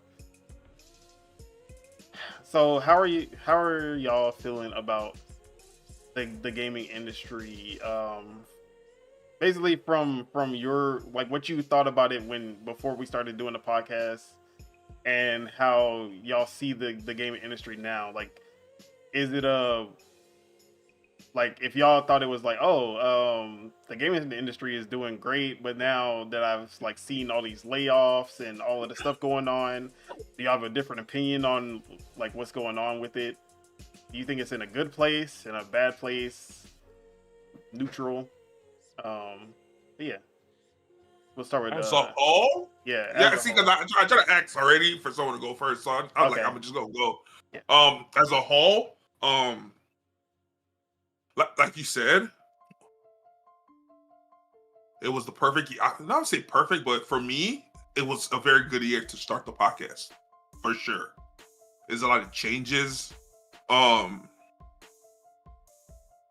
than you, well, I can't speak for everyone else, but for the most part, other than you, I'll also speak for myself the most. Other than you, I was focused only on the Xbox side of things.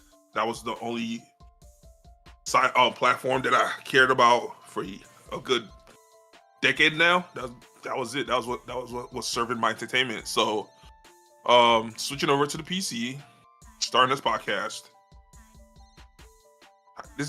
I've been the most informed for sure. Like, the whole year. So, I'm very happy to be part of the podcast.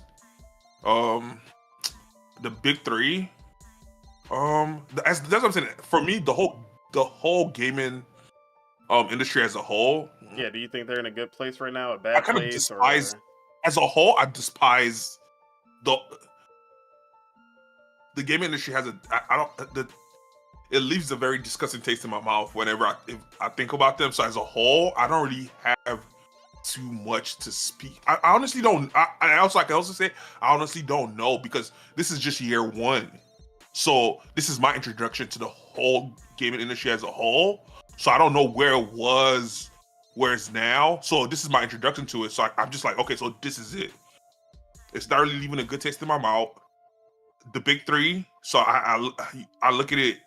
I hold the big three accountable equally. So how I look at it is Xbox is I favor I'm a PC gamer, but I favor Xbox for the way they handled 2024. So they're first place to me. PlayStation is right behind them. I can't really say anything about Steam. Steam is Steam's. Well, would I put them for a second? All right, if I was going to add, I'll say big four, because I want to add. I guess I'll add. I mean, Steam is about to be a big four if they pull off this Steam OS that they're about to do. So I'll probably add Steam to the equation. So I'll do big four. But even if I'm doing big four for how the year went so far, I'll give Xbox. I have to give Xbox first place, because even Xbox has a collaboration with Mariah Games. So like, just undeniably, Xbox is just in first place. It's like he gives first place to somebody that didn't win a Game of the Year award. Dang, that's crazy. Because I feel like that's what I'm saying. Their goal, I don't feel like that's their vision. I don't think that's part of that. That's not part of what they're. It just proves to me that awards aren't everything. That's all it proves. Yeah.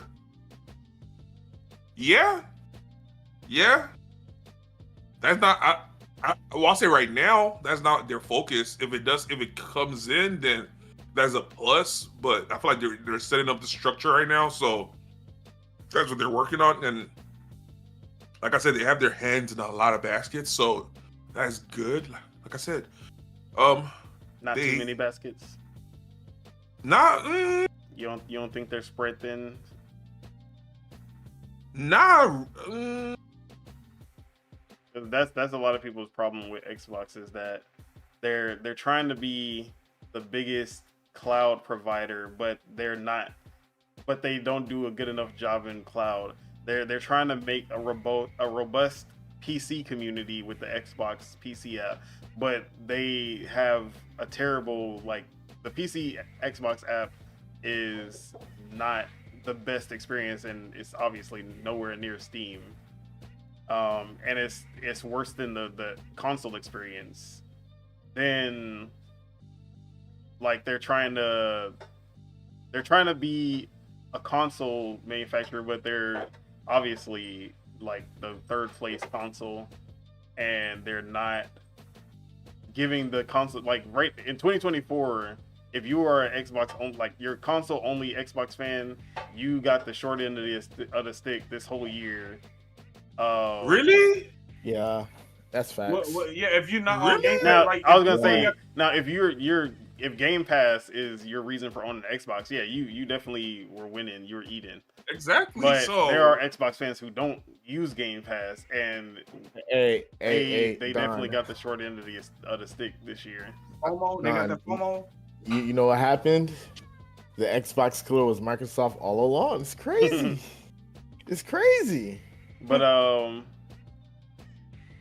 so, like, people say that they're just spread thin because they're trying to do too much, but they're not doing any of them, like, at number one.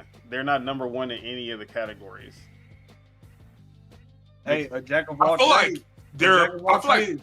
You feel they're me? in the position right now of they're sowing the seeds. Yeah, they trying to become a jack. There's jack some of all there trades.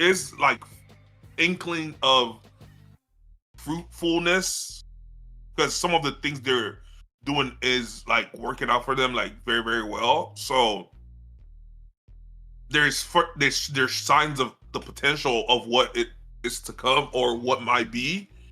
So I'm like, right now they're planting the seeds, they're watering them holes, and things are growing right now. So it's not going to be overnight, but I feel like they're leading the way also. So I give them for sure extra credit for that.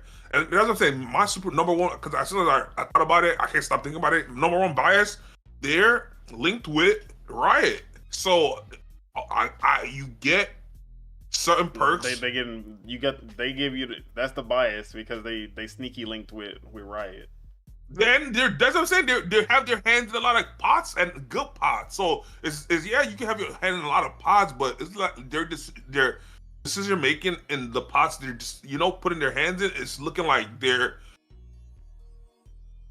streamlining it. Like they have a clear thought process. They're making all the right moves. I would not Nah, say PlayStation that. wish They have the worst. PSN They have the most unclear messaging, which is what's wrong with them. See, no, that part, what you're speaking about is we have to figure out what to call that certain group of.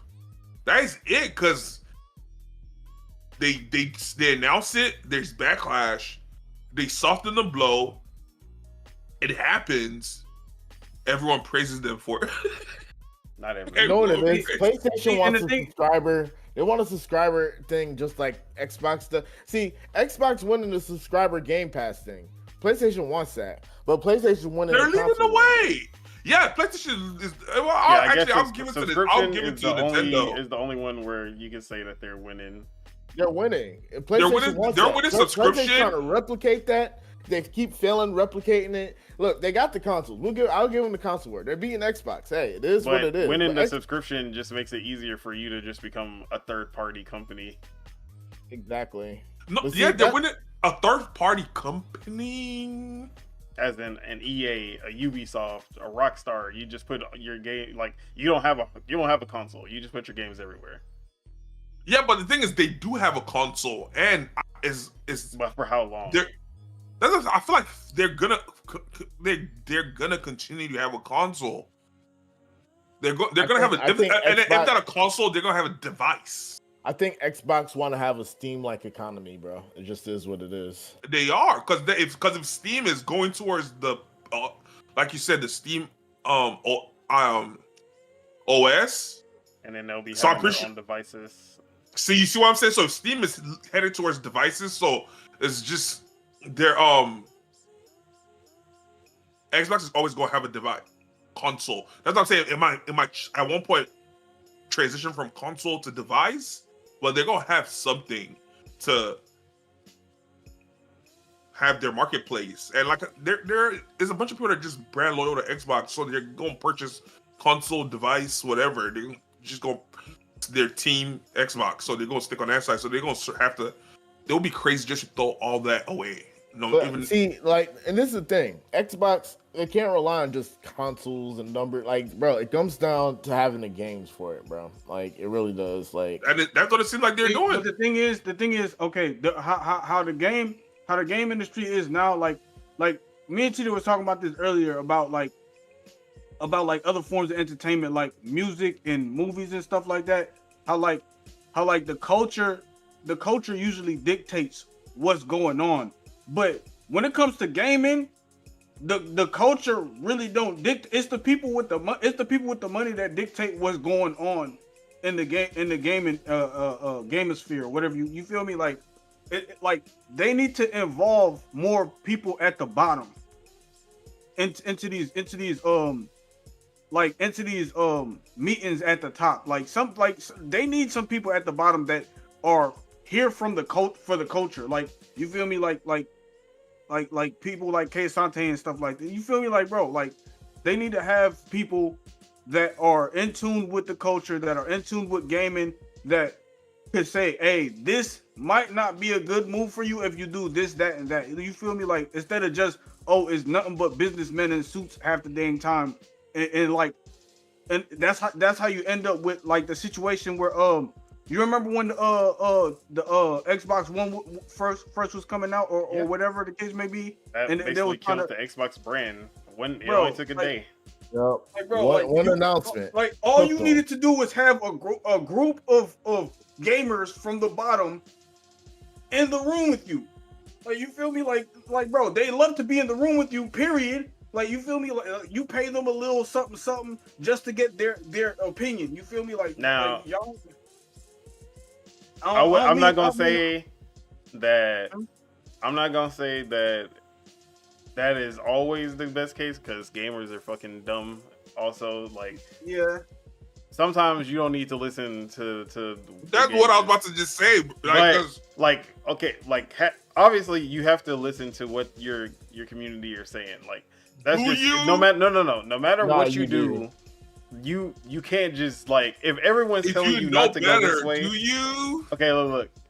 If I don't care if you're making music, I don't care if you're making movies, I don't care if you're making video games. If your whole audience is saying no, we don't want this, and you're still doing this, Spider-Man, you will lose that audience. I'm shocked to Venom. be hearing that from you, of all people. But at the same time, Am I out of touch, or is the children wrong? At the same time, it depends on your status. If you are like, I guess a Call of Duty or a GT. If you're Rockstar, you're active. If you're like Call of Duty, you can make dumb decisions as much as you want, because that's a part of the culture. Yeah, if you're at the top, but the thing is, if you're at the top, Xbox was not in the position. Yeah. Maybe if they went another 360 like generation, maybe they would have been in a position to do a dumb decision and people would still buy it. All right, so now let me ask this question.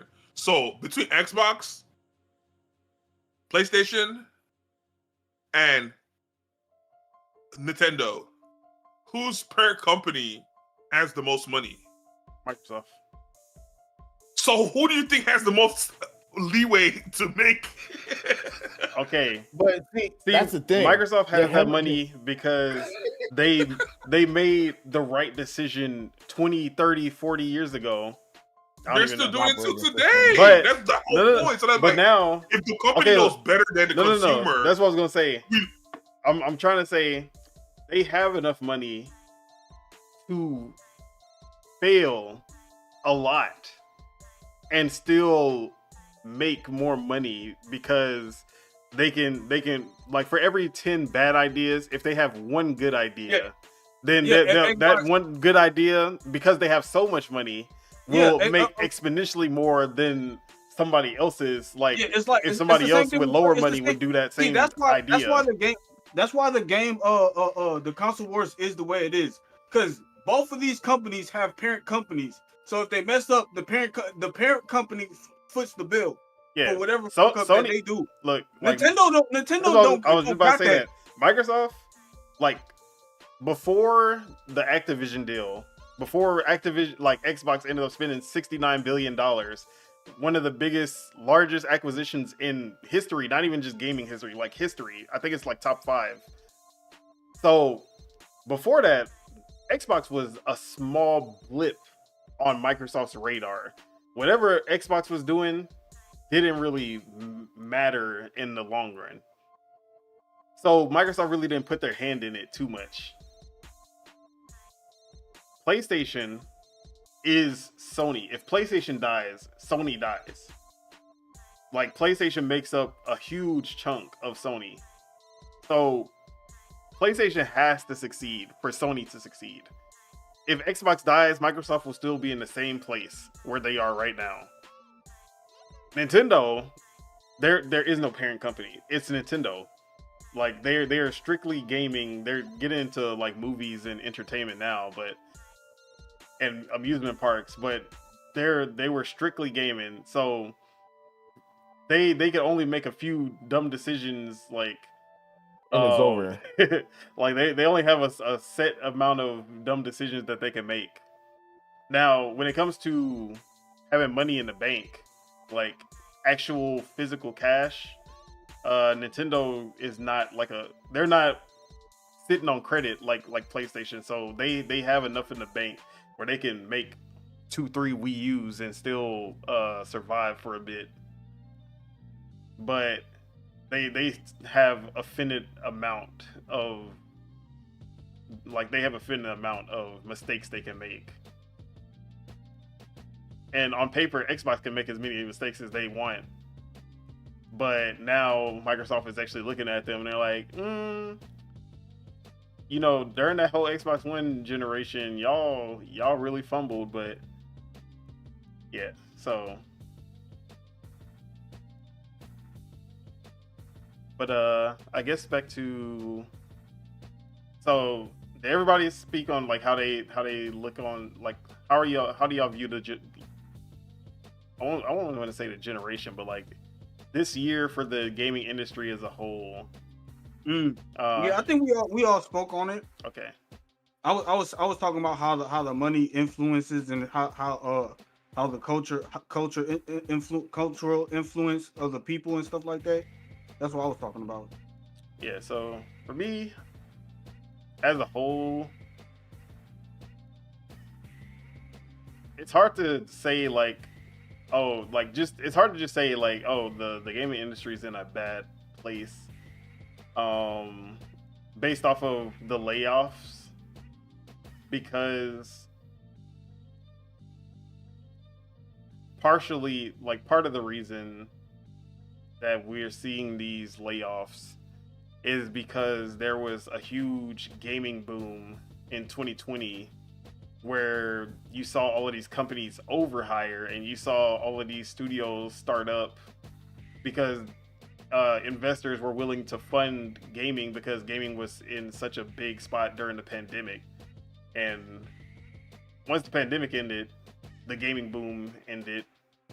And now there's all of these employees at these companies, but they don't need all of like, they had to basically scale back. And that's like the harsh reality, is that the scale back was basically shutting down studios, firing thousands of people at a time, to basically get back. So, because the revenue went down significantly because the amount of people buying games went down. basically went back to normal. Because I don't know why they thought that the console market was like, it's not even just the console market, but like the gaming space was just gonna grow exponentially and just keep growing. You know, shout out to Big Nintendo. They were the only ones who did not do that. And that's why you don't see these massive layoffs coming from them. But Xbox did it, PlayStation did it, EA, Take-Two, all of them did this during the pandemic, where they were like, yeah, man, we're growing. And then Xbox was out here buying all these studios. And we're like, yeah, man, because gaming is the big thing right now. And then Satya Nadella was like, yeah, let's put some money into gaming. Go buy Bethesda, go buy Activision Blizzard. You know, we about to make some money. And now 2024, just in January, it was like 15, 20,000 people were laid off. So yeah. So I feel like we're mostly just getting back to normal. Not really, we're seeing the gaming industry like failing. Now, the thing that I do see as a bad thing for gaming, I guess it can be a bad thing for sure. There's definitely less people buying games. There's definitely less people, or I should say there's more failures, like games just outright failing, like from big publishers, especially in the live service. Like there were so many games that just came and went. There's so many games that came out last year that ended this year, like an X-Defiant, like a Concord, like Rumbleverse, Hi-Fi Rush. I'm talking about live service, but yeah, Well, are you naming games that were good that got canceled this year? like live service games that died within a year or two. You said Concord? Yeah, I already said Concord. Concord. Okay, as long as Hi-Fi Rush and Foam Concord Stars, Suicide Squad. Wait, they ended Foam Stars, dude? Yeah, they stopped making content for Foam Stars. Oh, they stopped making content for Mortal Kombat. Yeah. Okay. But I mean that's usual for a fighting game. Nah, less than a year. Oh yeah, it did come out this year, didn't it? No, it came didn't come out last like, year. Last year, yeah. It's only been out for a year. Dude, Tekken and Street Fighter be dropping content for years, bro. Yeah, but unlike Tekken and Street Fighter, Mortal Kombat, like Injustice is gonna come out in a year. And then that's gonna be the next game. Like Mortal Kombat, Injustice, they come out every 2-3 years. But I don't like how Mortal Kombat be doing things. Like, bro, like y'all have a game, y'all keep players out, then y'all drop a battle pack with the characters that weren't in the game. Like, bro, stop it. Mortal Kombat. When it comes to DLC and battle pass, I feel like they always fuck it up in a way. Like they have good ideas, they just don't know how to implement it in a meaningful way. Waiting for, like, bro, when I didn't see Fujin as a playable character on like if they stretched out the DLC a little longer, like nigga, if you look at what that Omni-Man and Homelander and all these other, like, bro, all you gotta do is stretch that shit out a little longer, bro. Like, but you know, it is what it is. But yeah,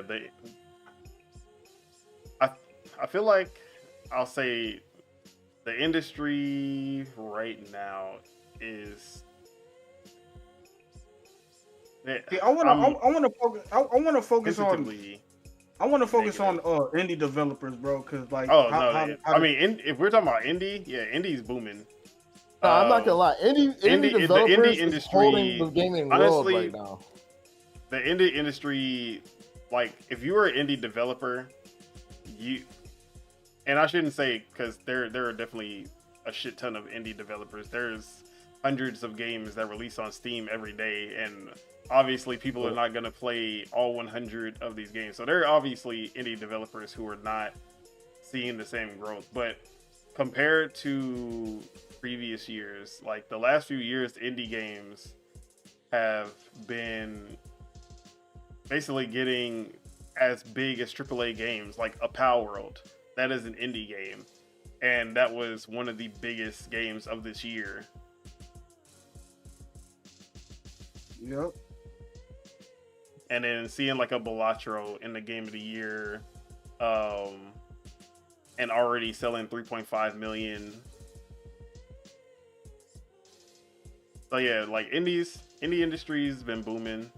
Although we did have a lot of hits in like the indie publishing space when it comes to Humble Games and Annapurna.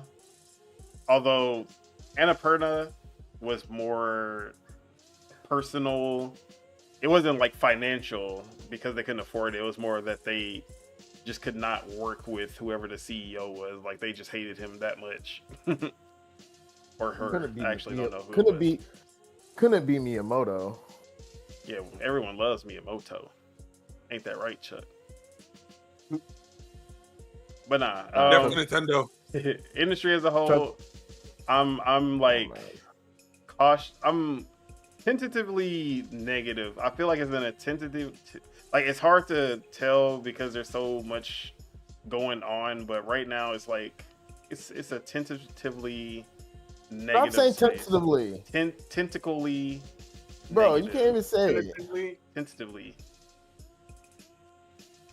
Anyway, Bro, AAA modern big games, AAA games are just in a bad space. They're just not creative. And that's why I kind of appreciate them indie games because they'll take them chances that the AAA games are gonna steal from. Bro, what's that meme where it's like Atlas holding the world? It's indie game developers. They're holding the world. They're holding the world. They're picking it up.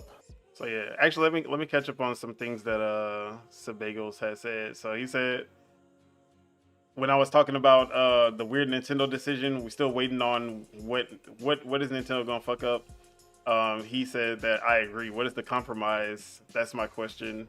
He says the industry is very cutthroat, and he says ideally the creators should make what the creators want to make, and the awards, accolades, success comes after. Facts. Yeah. Unless you're Xbox, then you have to make award bait, or you won't get anything. And then he says indies are where the new ideas are at. AAA takes it and washes it down. Yeah.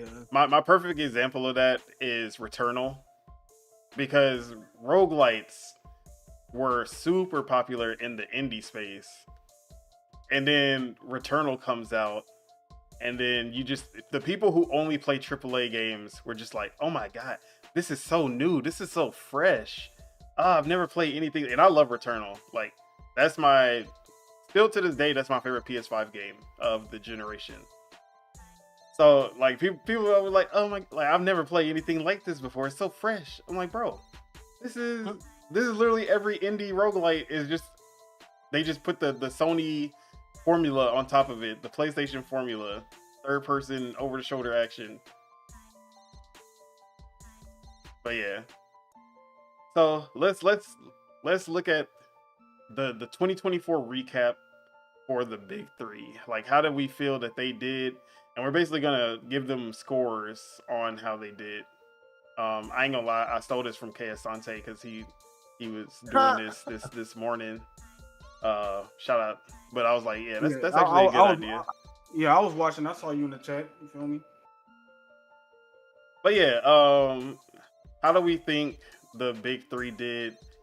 And you can basically put it as like, you can do it as. Oh yeah, hold on, my bad. I never finished. Oh, go ahead. So, Xbox first, Steam second. Well, yeah, PC, Steam second. PlayStation third. Mobile fourth. Count your days. Board games fifth. Yeah, board games, card games. You know, because card games had a good year also. Oh yeah, what card games did you play this year? What was the ones that came out that you played? I'm not into that, so shout out to them. That's not my genre. But right. yeah, I can. Okay, yeah, mobile. We gotta. No, we Put don't. respect on mobile name. No, we don't. And I don't Yeah, put and respect Nintendo. on slot machines. I'm not going to put respect on the mobile games either. No matter how much money they make. Your background last episode was the mobile game of the year, bruh. Stop fronting. It was a one-time purchase. Stop fronting. Stop fronting. I know. All right, and that's my rating. Shout out to Xbox. See, but I need more in depth than that. So you need more in depth than that. Like in what way? Like Xbox? Oh, okay. I don't mind. That's what I was about to say. We're gonna start with the bonus. We're gonna start with Steam. Now we've seen Steam break their all-time record for players multiple times this year. Like it seems like every few months they're like, oh, there's more people playing on Steam than ever before, and then they're like, oh, they just broke the record again. So they're Master Race. So Steam is doing great, but they're also about to, at least according to the rumors, they're looking into getting their Steam OS into a more like console-like environment, where they'll basically have multiple devices that they'll have Steam OS on, and they'll have their Steam platform on there as well, and it'll basically be their version of the console market, which is something they've done before, but the Steam machines failed back then. But today's Steam, I feel like it's going to be a completely different story. But yeah, Steam in 2024, they got the most PlayStation games they ever got before. Obviously, every Xbox game released on Steam. That's basically the only thing that has changed, is that they're getting more PlayStation games sooner. But yeah, Steam, until the stuff in 2025 happens, I don't really see anything that has changed for them in 2024. Steam Deck is still doing what it's doing. But yeah, I'm gonna give them a 8 out of 10.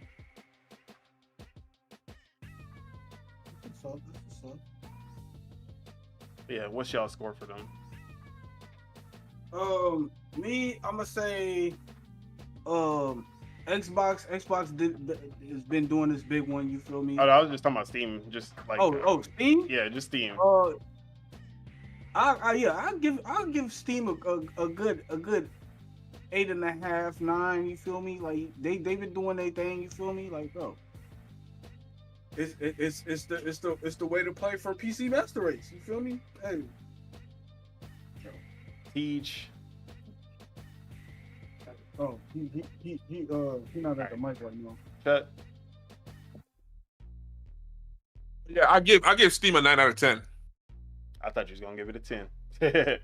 Yeah, I can't because Valorant's Xbox not on is Steam. in first place. Yeah, Xbox is in first place. Like, okay. It's just undeniable. Like, Whoa, now. Xbox is in first place right now. Xbox like, if Steam somehow figured out a way to have like a Steam subscription, and it's over for everybody. Steam Pass, Game Pass, bruh, it's over for everybody. That's why Xbox needs to get Game Pass on Steam ASAP. It's over for everybody. If Steam gets their own Game Pass, then yeah, it's over for them. Everybody. So yeah, Xbox is there. Like I said, they did their thing 2024. So I give that first place. So if 9.5 for Steam. My bad. 9 for Steam. Ends up doing that, if Steam ends up doing that, it's definitely gonna help a lot of small indie developers get a little bit more notoriety. All right, but Tej, what's your score for Steam this year? Steam, 100 out of 10. Okay. I mean, look, I'll be honest. Like, I love Nintendo. Steam winning right now. I mean, you get everything you want. Hey, it is what it is. Nintendo second place, Xbox third place, mobile fourth place. iPad's fifth place, and then PlayStation last place. But I will say, I've been talking so much shit about PlayStation.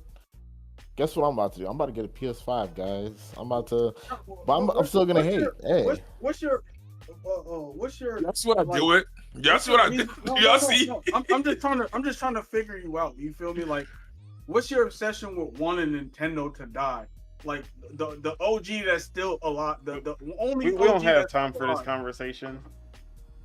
Hey, Wait, and he said Nintendo second place.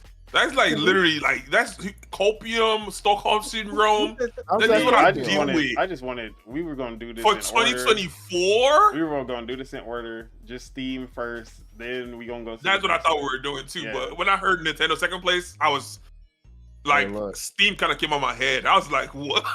I was like, obviously, we want to talk about Nintendo in 2024. So let's go ahead. And but he put it in second place. So Nintendo. This is their last year with the Switch, and their send off was as you would expect for the last year.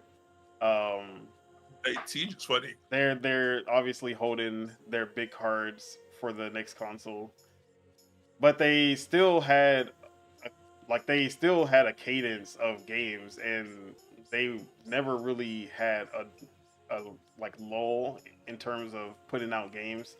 Although I'm not gonna say they were big games, but they were still putting out games. Starting with another Code in January or February. Then it was Paper Mario. Then it was Super Princess Peach, or Princess Peach Showtime, I think it was called. Then they went into like the June Direct, where they showed games that we didn't even know existed, like the Zelda Echoes of Wisdom and Mario and Luigi Brothership. And then what else did they have? Luigi. Yeah, free Luigi. And then what else did they have? They had another. I'm forgetting, but they had some other stuff that I'm probably not remembering. But they really never went more than like 2 months without dropping something, at least to tide you over until the Switch 2. And now they're holding back this Switch 2 announcement so that they can have one last holiday to maximize sales on the Switch 1 before they announce this Switch 2 and get that rolling. But in 2024, this is 100% the worst year like for Nintendo as far as games go. And when it comes to Nintendo, like, it's not like Xbox where it's like, oh, Game Pass, there's that to make up for the lack of games, or there's like, oh, the platform is like my, they have a great platform, so even it kind of makes up for a lack of games. So when Nintendo doesn't have games, like, the Nintendo doesn't get touched, at least for me. I'm pretty sure there are people who are still playing their Switch for other reasons, but like, I barely played my Switch this year compared to previous years. So it is what it is when it comes to that. So for me, Nintendo's 2024, I give it a 6. Okay.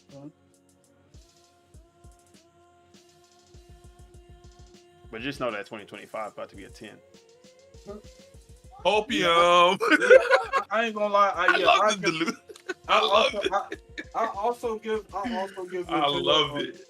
A lower rating just because we're only talking about this year. Yeah, just this year.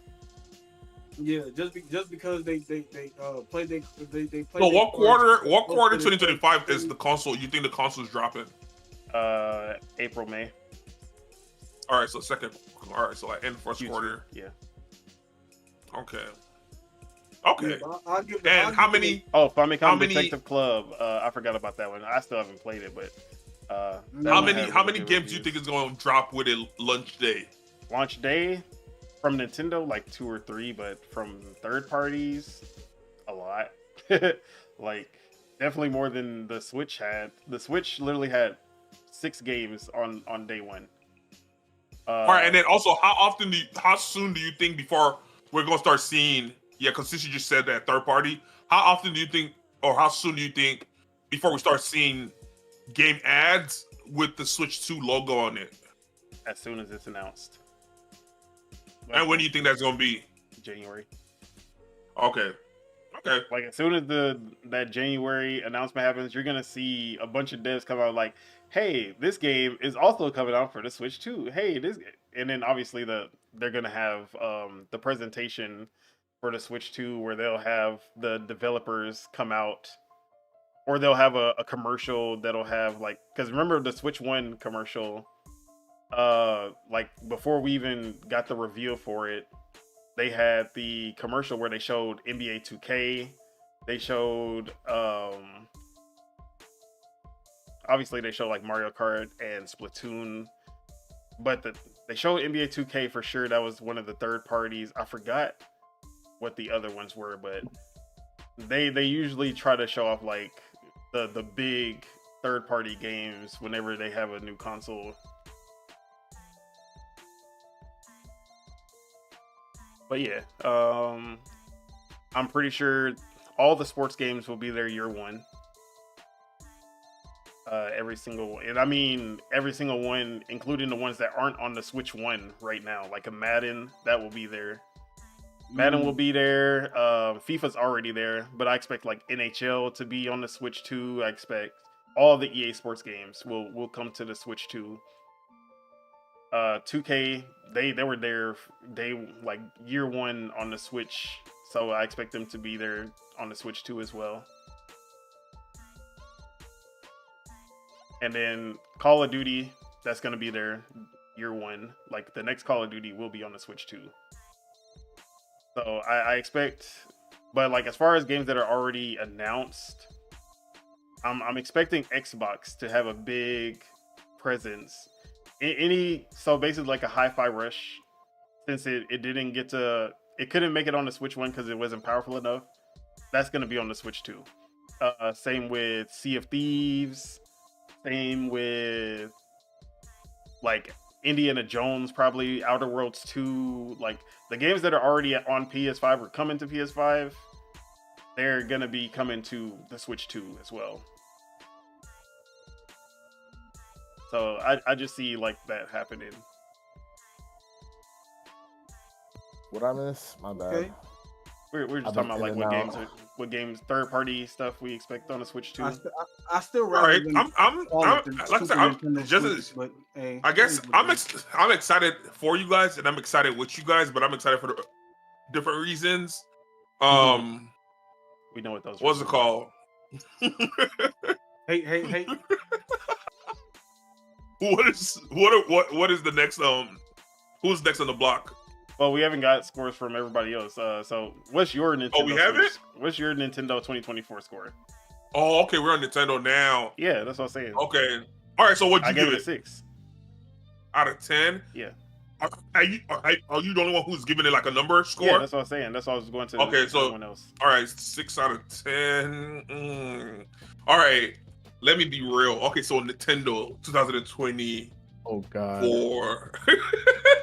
And another part of that of my score is that they still managed to have games that I'm excited about in 2025 that are still coming to the regular Switch. So I will say when I set my score, it's because I know I'm not the demographic that Nintendo's chasing. I'm old. I'm crusty. They don't want old and crusty. They want that young blood. It's cool. Hey. I mean, we've So seen they don't mind old and crusty. Does that make Randy? Does that make family friendly sense? So they're not chasing you. So you They're give them not. second place. They're not. They're the slowest year. Dude, it's a year where they don't even care about this system. They're just trying to put stuff out just to put stuff out. That's fine. And you still No, give them he's saying, place. yeah, your placement for it. He's saying your placement for it. That's Hey, crazy. cry about it. Cry about it. That's all I'm gonna say. Cry about it. It ain't changing my That's mind. crazy. It is what it is. Okay. What was your rating, Chuck? All right, I'm actually because I'm trying to like Because okay, so whenever I think about Nintendo in 2024, the first game that pops in my head is for some weird reason Princess Peach, and I'm like, that kind of like sums up their year. Wow, the misogyny, crazy. All right, so what else notable came out for the Switch in 2024? Zelda Neo Echoes of came out. Wisdom. Zelda came out. I forgot Mario that. Brothers. Mario and Luigi Everyone Brothers forgot ship. that came out. Mario Party. What else? Oh There's yeah, a bunch that of just games. recently Oh came yeah, out. I forgot about Mario Party. See what I'm Yeah, saying? It's a bunch of forgettables for Nintendo this year. That's crazy. It was Hey, never I like I mean, got they're big. forgettables. I mean, I won't say they're big, but they're like Mario and Luigi. That was a big announcement when it was announced. Zelda, like the first playable Zelda game, like actual Zelda, not like you play as Link in a Zelda game. This is the first time you've been able to play as Zelda. That was a big announcement when it was announced. It was something that wasn't rumored. It was something like it was like out of nowhere basically. And this was a year that people weren't even expecting that much. I wasn't expecting them to even come out with those. I thought that like it would be over. Like we would get the Super Princess Peach and a couple of other games, some remasters, and call it a day. Super Princess Peach, guess what? Outsold Rise of the Ronin. Oh wait, that's okay. All right, that's crazy. You know what else? All right, so okay, I got two. What? All right, I got 2 scores for Nintendo. 2? Oh, yeah, I have my personal score. Yeah, his bias score, and then his. And then I have my objectives exactly. I feel you. So, I'm with probably everything you the same said, on PlayStation. They for sure served their market. Like you said, you were unexpected for you how well they did for their market share. So I'll give them even with that, it's hard. I want to give them a 5 so bad, but I'm gonna give them a 6 also with you.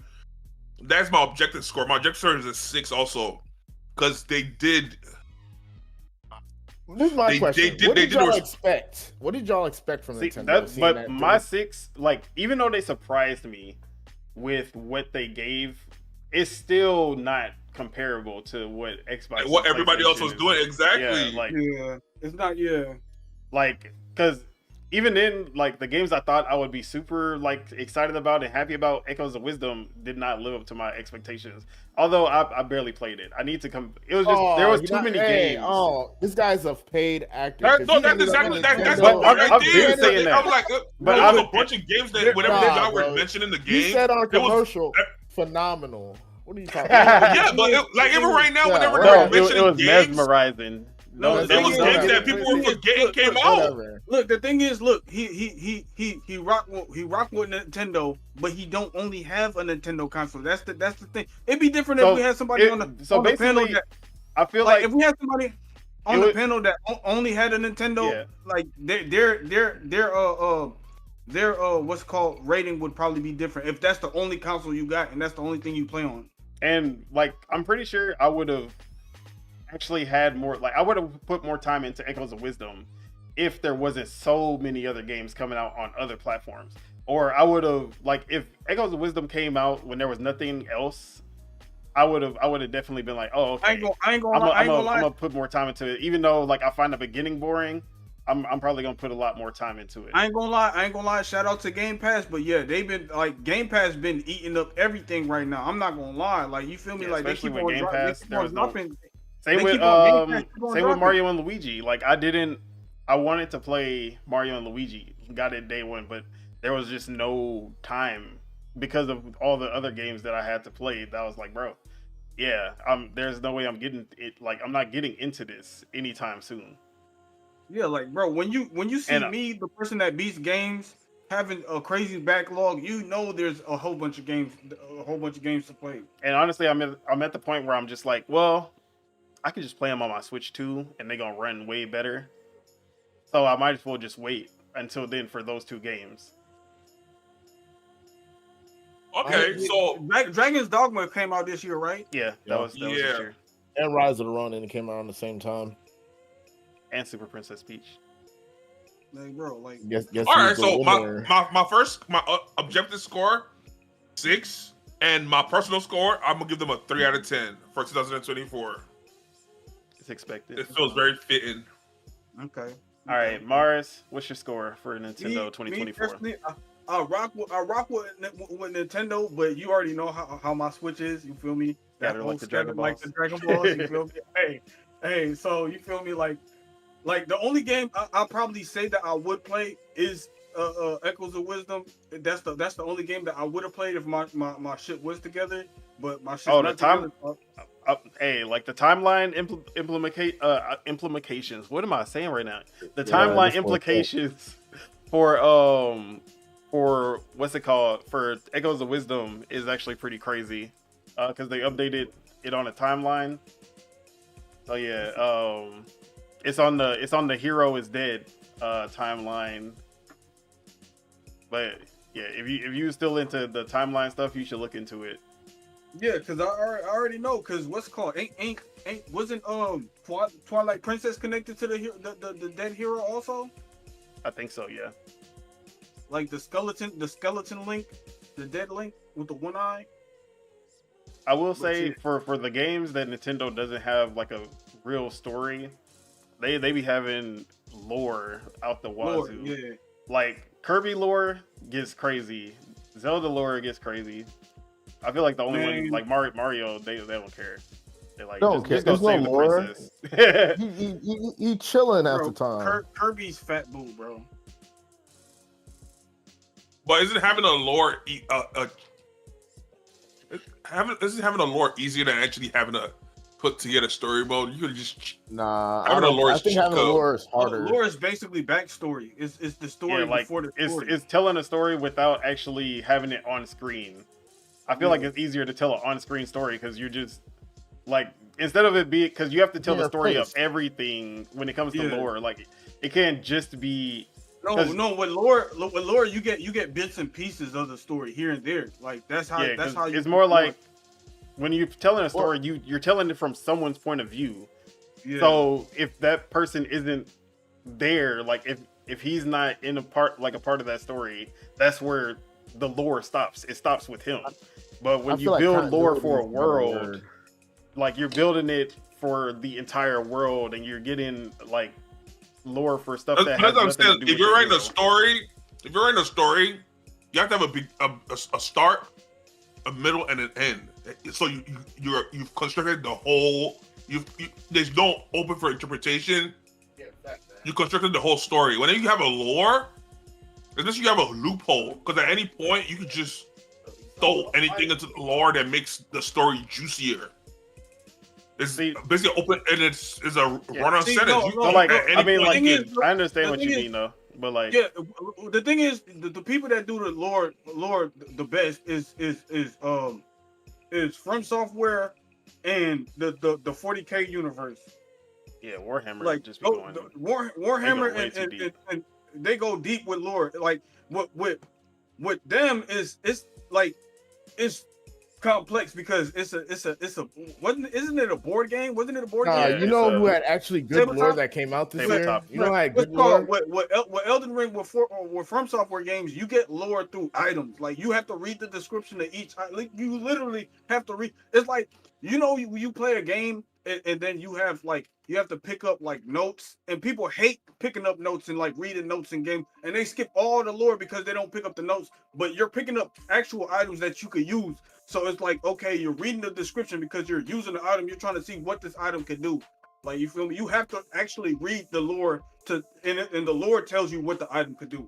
Like, you know what had good lore that came out this year, but people sleep on Splatoon lore because a lot of people don't even know that Splatoon is a post-apocalyptic world. Oh, Helldivers. I think Helldivers had the best lore this year. Oh yeah, bro. I mean, Helldivers. A lot of it still comes from Helldivers 1.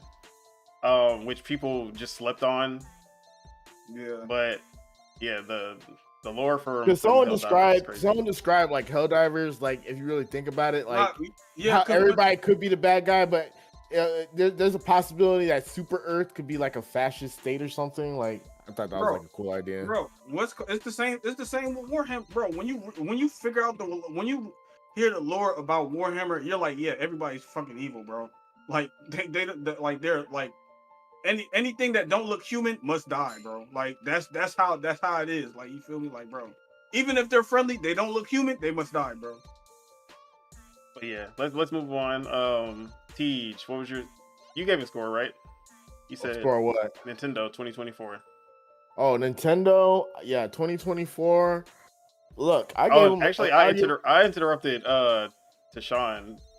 He was supposed to be giving his score. Yeah.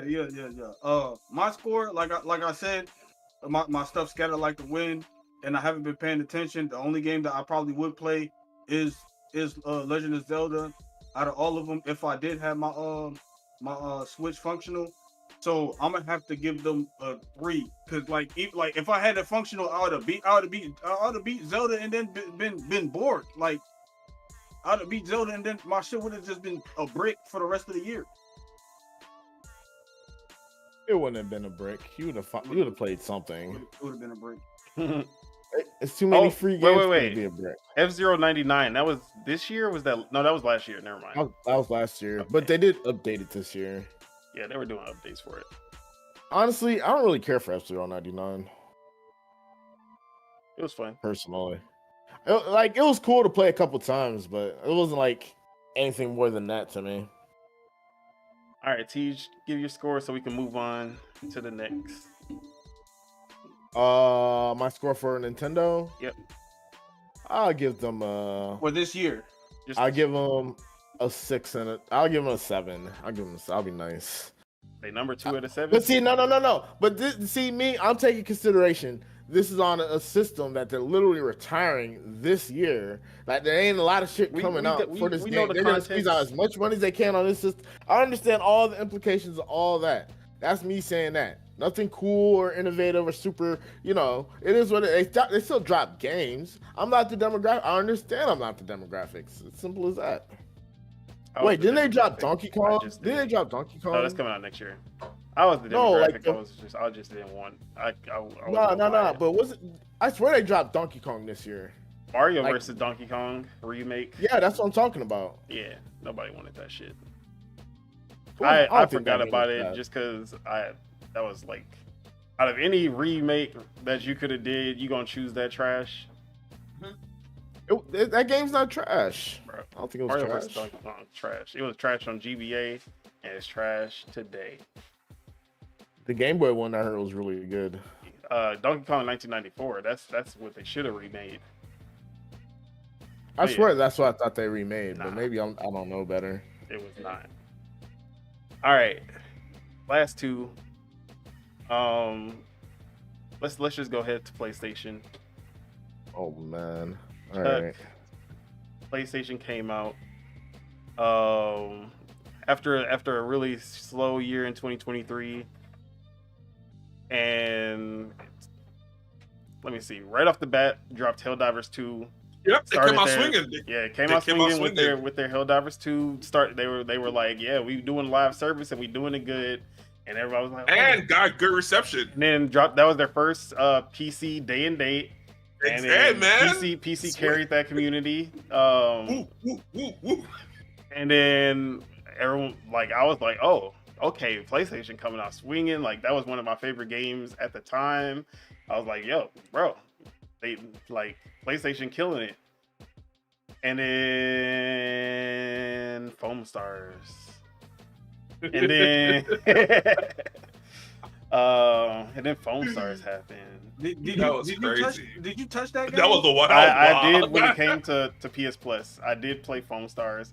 As a Splatoon fan, I found a little bit of enjoyment in it, not gonna lie. Not even gonna lie. I picked it up one time, put it down. But I definitely played for 30 minutes, and I was like, although this is enjoyable, I literally went straight to playing Splatoon 3 afterwards. I was like, man, this just made me want to play Splatoon 3, not this. All right, so now question, right? Because it just raised interest, right? So if PlayStation went the route of Power Worlds, if they went that route with Foam Stars, how do you feel it would have fared in the market? Like if they went the same route, like free cross-platform. If they went that approach rather than the approach they went with, the antiquated one, how do you feel? Yeah, how do you feel like it would have fared? I still don't think it would have did much better. No, but and also free too. Oh, free. So free, yeah, like this is the exact same thing that Power World did. Free. I mean, all it was platform, kind of and free then- because it was free on PS Plus, but I know everyone on PlayStation does not have PS Plus. If it was free to play, it would have did moderately better. I still don't. I still Do you think feel it like still would have been lasted, closed. or do you feel like it would have No, had the same fate? It wouldn't have lasted. It still would have got closed down. There was no saving that game. It would have lasted longer, probably. Probably got to like season 2 or 3. But yeah, I don't see. I just think I think it's feel like more it would've- about. I honestly feel like it would have went the same route. I feel like it would have went the same route, the same reception and route that Power World went, because you're Power taking World, Power World had something that made it it made it a meme, and that made people like want to try it out just to see it. No, I ain't gonna lie. But the bait and then- switch was I them feel like having the same thing guns. would have happened with that. It would have been, rather than it being mean See, but Pokemon, it would have been mean Splatoon. okay, you have to there has to be something appealing about it. There was nothing appealing about Foam Stars being Not gonna lie. Not like gonna like lie. so it was got it was that already. Splatoon with anime characters and soap. Like it needs to that's what be I'm saying. appealing. Like, it's an offset. It's the same thing with Power World. It's like Pokemon, but yeah, but with guns. It's Pokemon with guns, and people say, "What? Exactly. That Pokemon was with guns?" appealing. That's literally what it was like. It was like, bro, it's Pokemon with guns, and then when you play it, it's not really Pokemon, and you get into that survival, like the survival aspect, and then that's when people were like, "Oh, like this is way deeper than I ever would have thought," and that's why it became a big hit. Yeah, because what's another thing with Pokemon is, I ain't gonna lie, Pokemon got some dark. But it's lore. also that Pokemon is stale, and a lot of and although people buy Pokemon every single year, the majority buy it because it's like the only option. But it's like a stale formula, and people are tired of Pokemon as it is. Bro, it's just like how I said my critique with Nintendo. Like my critique with Nintendo is they don't have enough adult themed games, and even though Power World don't look like it's adult themed, they shooting guns. You feel me? They shooting guns. Slavery. And they You get to eat your Pikachu. What? And they got slavery. They got the sex Pokemon. Yeah, and that. You feel me? I wouldn't have said all that, but you feel me? I was trying to phrase it a certain. You feel me? But anyway, they got the freak off Pokemon.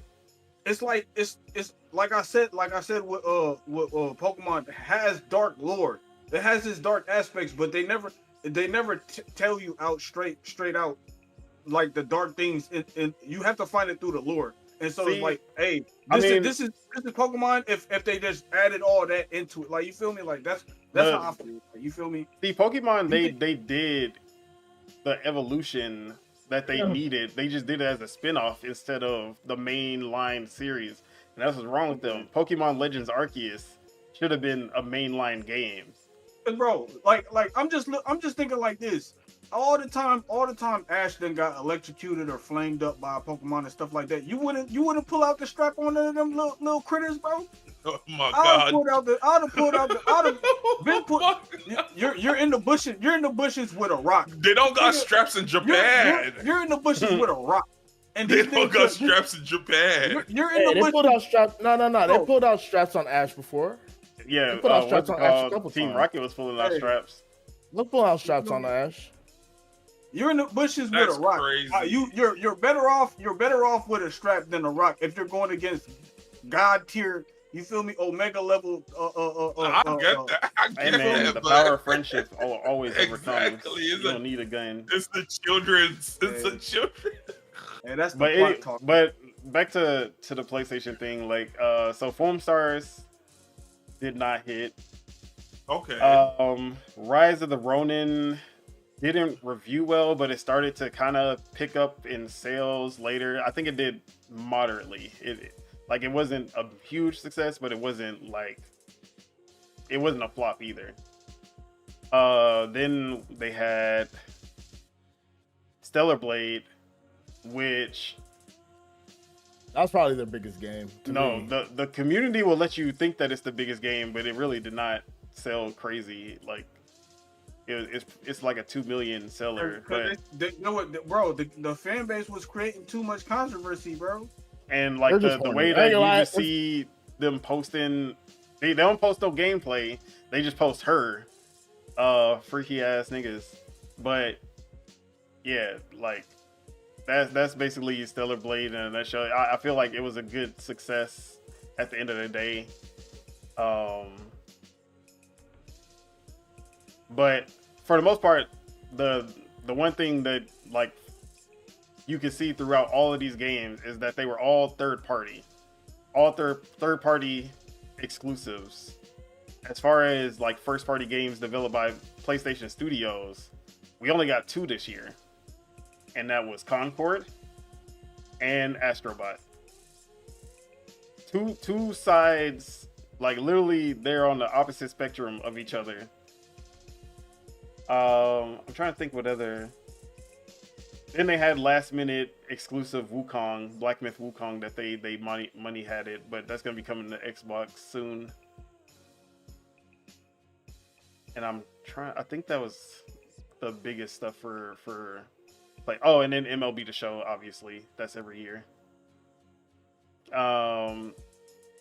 So wait, do you think Wukong was a bigger seller than was Wukong sell better than Stellar Blade? I'm guessing it did, huh? 100%. I feel like Now, it did have more organic hype. If you take out China, did it sell more? I think it's sold about the same if you take out China. But yeah. Yeah, we really gotta take China and countries out for things to count now. That's crazy. Right? China showed up for their own. Like that's how every country is, though. It's always like that for every. But most games don't release in China. That's the thing. Especially wasn't it like censored in China too or something? Like they like took out like a lot of things. I don't know about that because they wouldn't have been able to make it like that because they're in China. They would have been able to make things that would have been censored. I feel like most countries, like, you know, like I feel like EA will always outsell here in America. I feel like, you know, like Japan studios or someone always outsell in Japan. Like that's just me. Sega games definitely sell more in the US than they do in Japan. I can see that. I feel like the US care more about Sonic than Japan does. They don't care about Sonic at all over there. Exactly. They really don't. They were like, "Who is this guy?" Nah, but okay, so you can't talk about PlayStation 2024 without talking about Concord, because that was, what was it, Chuck? No. See, the thing is, you can. No. But you can't. You're choosing not. You can't. What was it, Chuck? What did we say it was? It was the biggest flop in gaming history. It was we. We said that. The biggest flop in gaming history. And shout out to Concord. Oh, I get so. I'm just trying to put everything on the table. So, as far as games released, I said all those, mostly third party. But then the first party, we had Concord and Astrobot. And then when it comes to layoffs and studio closures, there was 2 studios, 2.5 really, that got closed down this year. Wait, was Pixel Opus this year? Let me see. So if Pixel Opus was this year that they closed down, then that would mean 4 studios this year. I think it was. Or was that last year? No, that was last year. Okay. So this year it was Deviation, which they didn't own technically, but they were making an exclusive PlayStation game as their first game. Sony canceled that game, and then the studio closed down because of that. They closed down Concord's developer, which was Firewalk Studios. they closed down Neon Koi, who never actually put out a game before they were Holy closed shit. down. Now, I'm just thinking, like, randomly, like, considering all that, do we want them to buy From Softwares, bro? I mean, I'm pretty sure From Software is not going to get closed down. They would have to do some, like, they would have to do a wild 360. Oh, you know what? They would have to do a Bungie, because we have to talk about Bungie also. Because Bungie played PlayStation like a fiddle with that purchase. The people that own the company and the people that actually make the game are two like totally separate people. You feel me? So yeah, but Bungie, like, they played PlayStation when it came to that acquisition. They was cooking them books. They made them look like they were in a better position than they were, and then when Sony finally acquired them for $3.6 billion. They looked at them books and was like, what is this? Like, this is not what y'all told us. So Bungie had layoffs last year. They had layoffs this year. Final Shape came out, which we're going to count as a game because that was a big expansion for them. And that ended up being the final Destiny, like, because they don't know if there's going to be a Destiny 3, so that might be the final piece of content we get from Destiny as far as big expansions.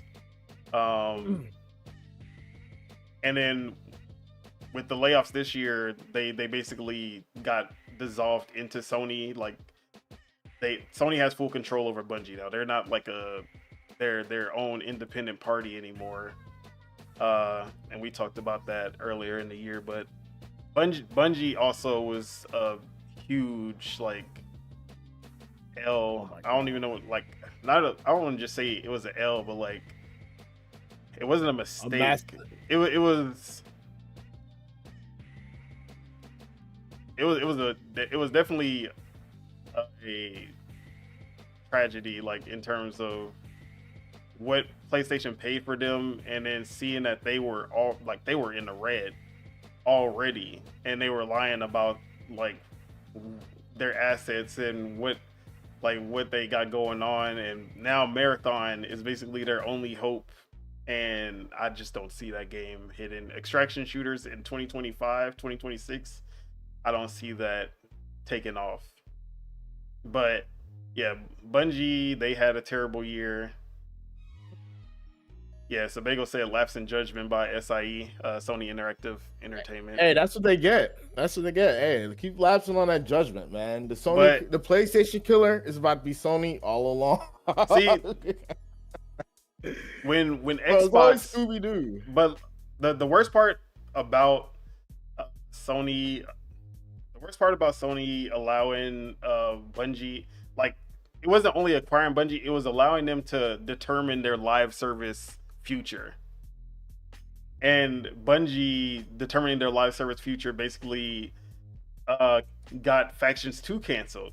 It got the Spider-Man multiplayer game canceled.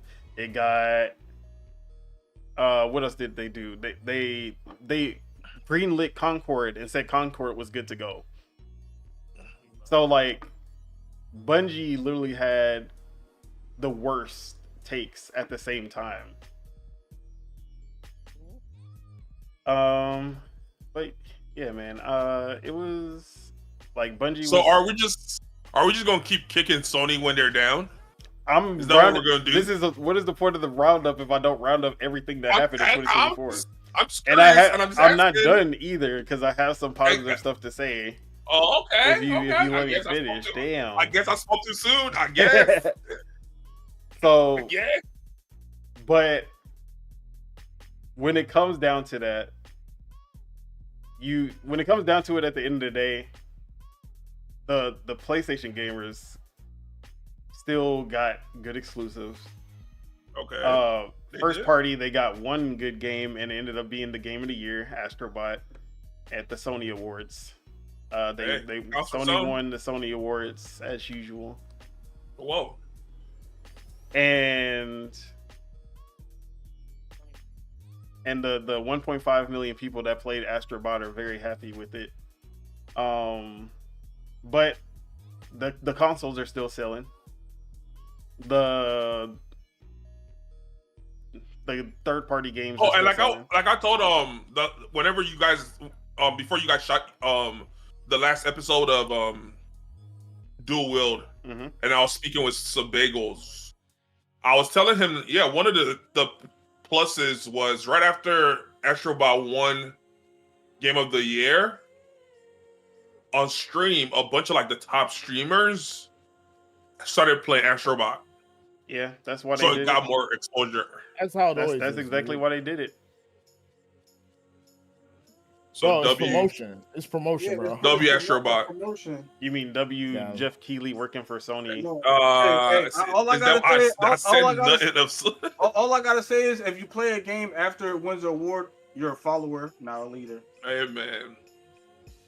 But Hey, we'll man, see I'm not naming names, but it was sales, if it's not at 3 million after the Game Awards, yeah, it's over for Astrobot.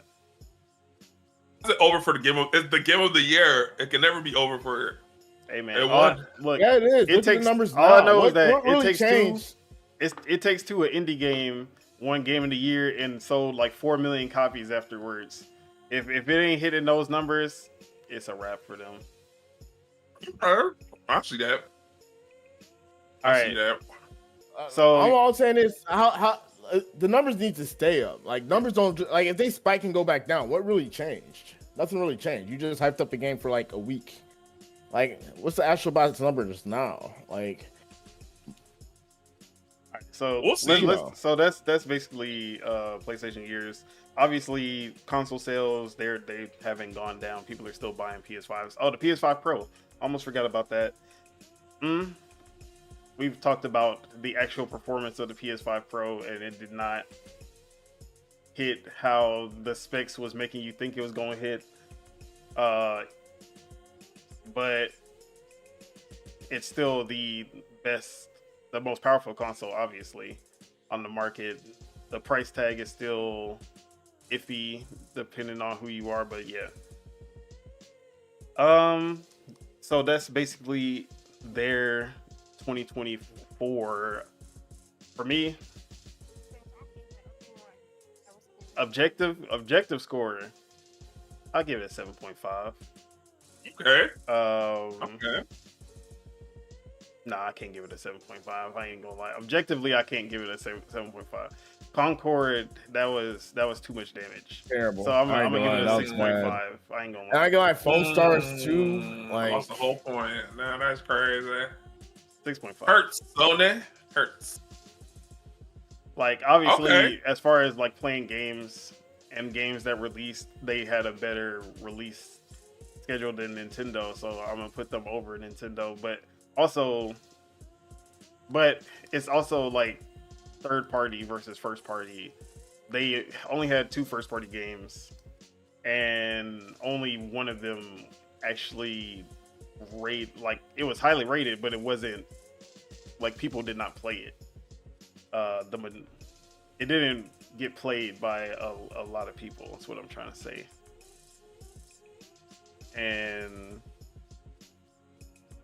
really, as far as sellers, they didn't have any that were like, I mean, Black Myth Wukong, but even that was like a last minute money hat versus it being like, oh, this was always a PlayStation game. It was originally announced for PlayStation, Xbox, and PC, and then like last minute they paid for them to push back the Xbox version. So, and that was the only like big hit that they have had this year. So yeah, it's a 6.5 for me. Okay, that's your objective score. It was your personal score. Oh, it was a 2.5. Whoa. So And then wait. The 2 is just Astrobot. Whoa. So Nintendo did worse. So PlayStation did worse than Nintendo personally. The 2 is yeah, they made worse games, bro. It's easy. It's not I even mean, a question. I played more games on my Nintendo than I did PlayStation this year.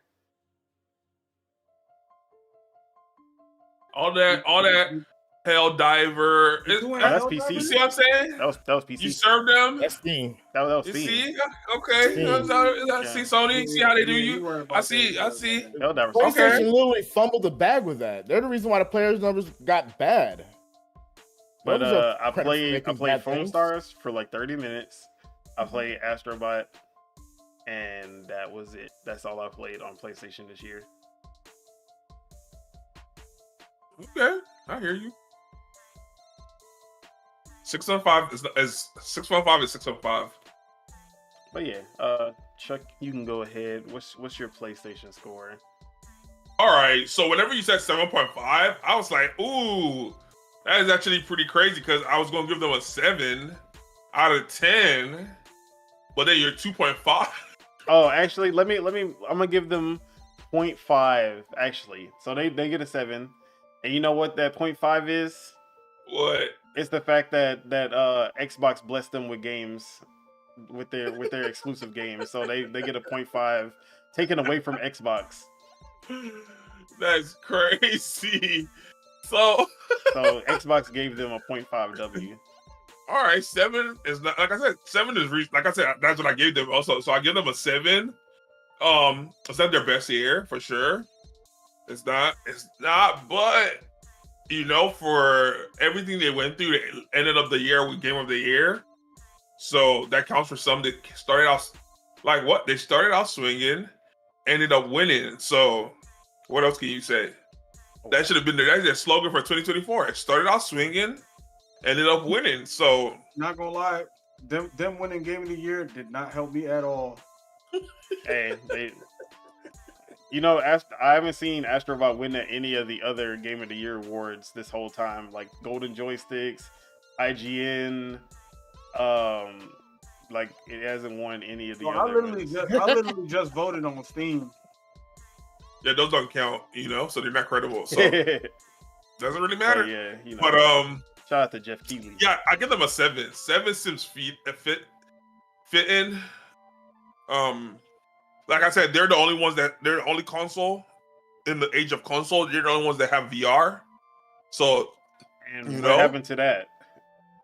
the game that they advertised, the game that I saw them advertise for their VR during their showcase ended up winning VR Game of the Year. So What are you talking about? the Batman game, Batman? yeah, That's that one? MetaQuest. It's not even on PlayStation, they advertised it on PlayStation. bro. Hold on, I have to look this up. I'm pretty sure that's a MetaQuest exclusive. They I have no idea. literally advertised it on PlayStation. No, are you talking about the Game Awards? That was not Batman. That was that shooter. No. Whatever PlayStation did their little showcase, and then they did their VR game. They used the new Batman to advertise it, No. and that won VR Game of the Year. MetaQuest 3, MetaQuest 3S. Those are the only consoles only VR headsets you can play Batman on. You can't even play it on Steam VR. It's not on PlayStation VR. What? You're thinking of something else. Yeah, I'm about to double check it right now. But still, doesn't change the fact that They're they're the only ones they're with the a only VR. ones with VR, and they abandoned it I don't think they because did. it didn't sell, and it's still not selling. They tried to sell it to PC players, and PC players aren't buying it either after they put that adapter. Because when you use it on PC, you lose all of the features, which literally negates the point of even having one.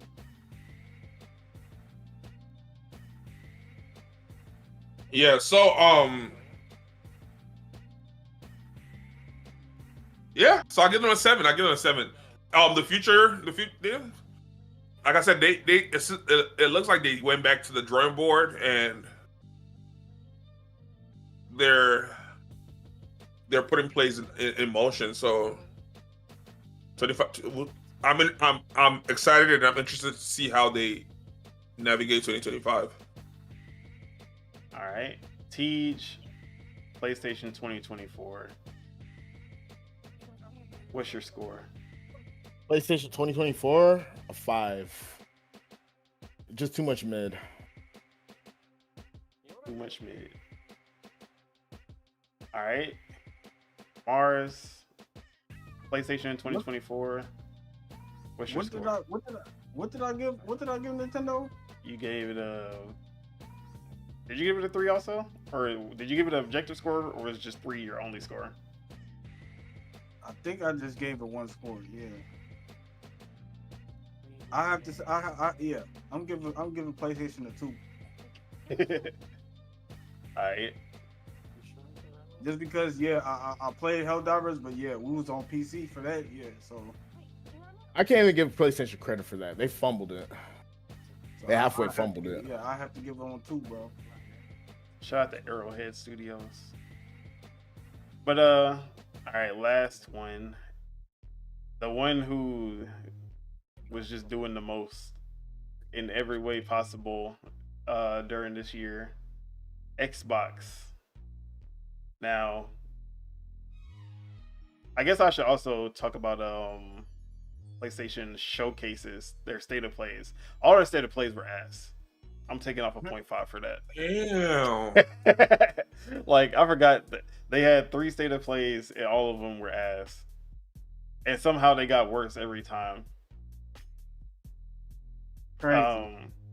But Xbox, they started off with the January showcase, which they showed off Avowed, Indiana Jones, Visions of Mana. What were the other 2? It was Aura History Untold and Hellblade? No, it wasn't Hellblade. It was it Hellblade? It might have been. It was Hellblade. Let me make sure. I'm gonna look it up.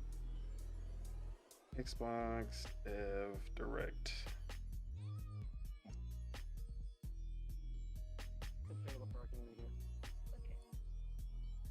So yeah, let me.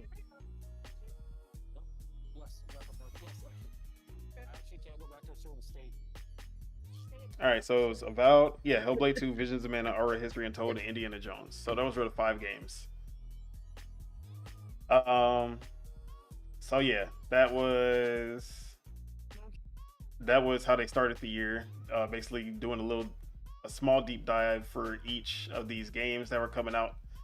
At least supposed to come out this year, because Avowed, which I thought was gonna be the biggest, like, for sure, ended up being the one that was pushed back, but everything else made it this year. Yeah.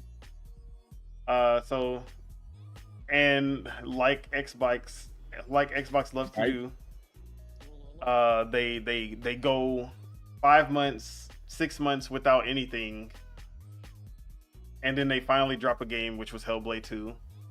Although for the first time they actually had a big game from a third party that was exclusive, that tied people over until that game came out, and that was Palworld.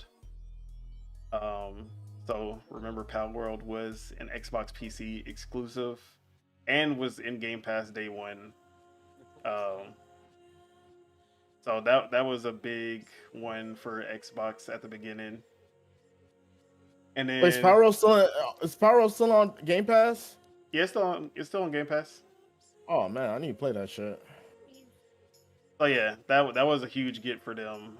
They were very smart for choosing to not only make it exclusive but add it to Game Pass day one. Or I say the other way around. Not only add it to Game Pass but make it exclusive. So yeah, Palworld, that was a smart one, and it basically tied us over until Hellblade 2 came out in May.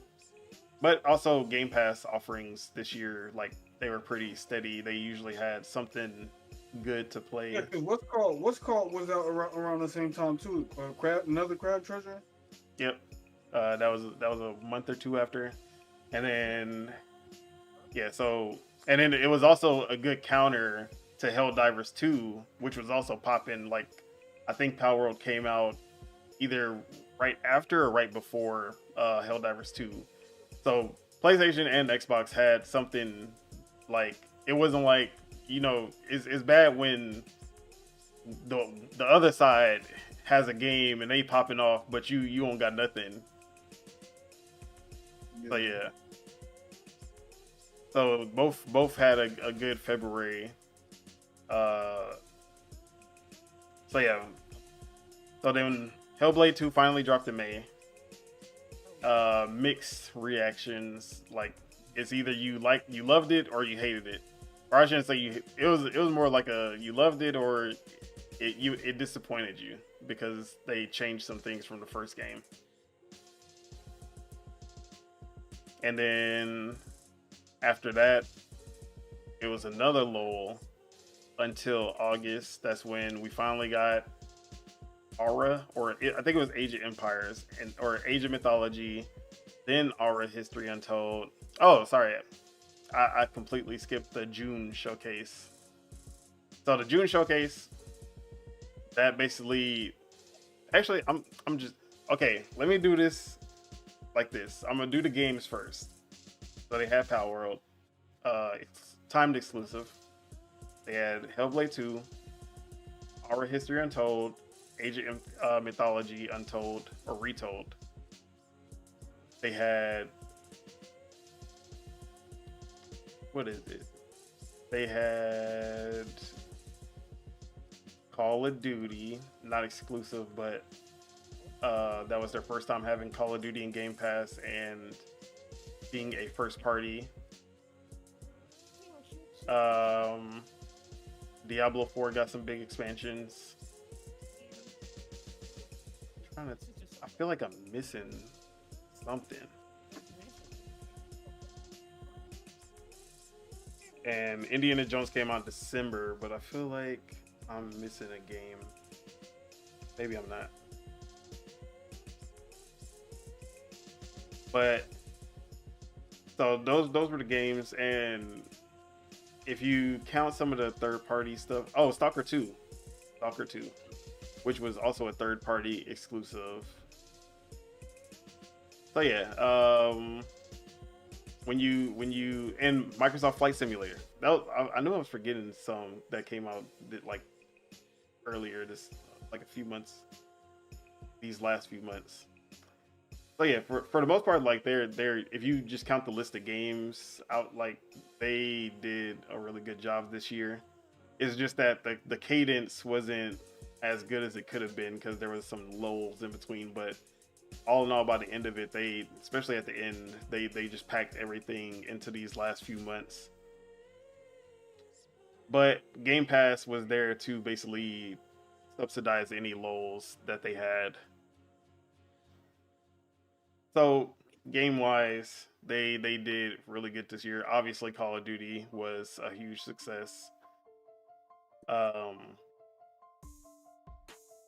Stalker 2 was did really good. Flight Sim is Flight Sim. It's always going to find its Flight Sim audience, even though it was kind of buggy at the start. They finally started patching it up and getting it right. Indiana Jones was a hit.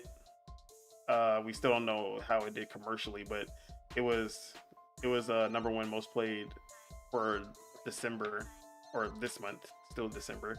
It is the number one most played game on Xbox right now, and it's doing decently on Steam. Not crazy numbers. But yeah, this year and then Age of Mythology did really good. Aura was okay for the genre. But yeah. But it could have been all gravy if they would have kept it at that. Just drop some games. But in January, right it was after the developer direct, we started to hear some rumors that Xbox was going to be porting some games to PlayStation, and people were like, nah, that's crazy talk. Nobody would ever do that. And then you start to see that was crazy rumors. Talk to who? It was crazy talk to anyone in the industry. Oh my god. And then you start to hear all these rumors of like, bro, is this really true? And then Xbox came on there like, yeah, we're gonna have this business meeting in like a week, and we're gonna let y'all know what happened.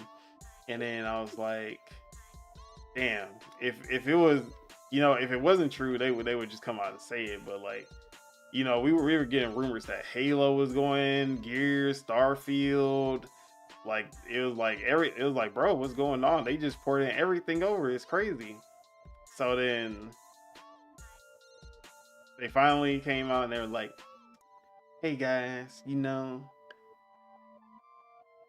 putting up the white flag, but not fully, you know what I mean? We have these games, we have these 4 games.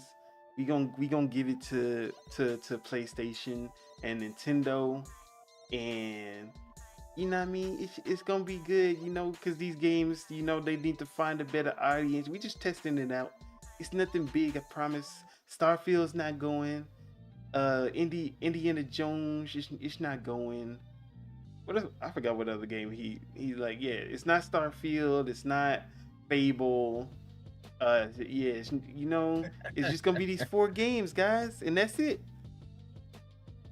And then I said at the time, I was like, if he really meant those 4 games, although I hate that Hi-Fi Rush and Grounded went, I would like, I'm not gonna make a big deal about it. But the rumors persisted, and then Xbox did the big stink. Like the rumors persisted, and then like Phil Spencer kept, like everyone at Xbox kept saying different things. Oh, we still care about exclusives, and like, no, there's no red lines. Everything's going over. Like even Halo can go over. Like, we're doing it on a game by game basis, but also, we want to have all of our games on all platforms. And it's like, bro, like that's why when I say their messaging is terrible, they couldn't just outright just say, they couldn't rip the Band-Aid and just say, yeah, this is what happening, and that's PR HR talk.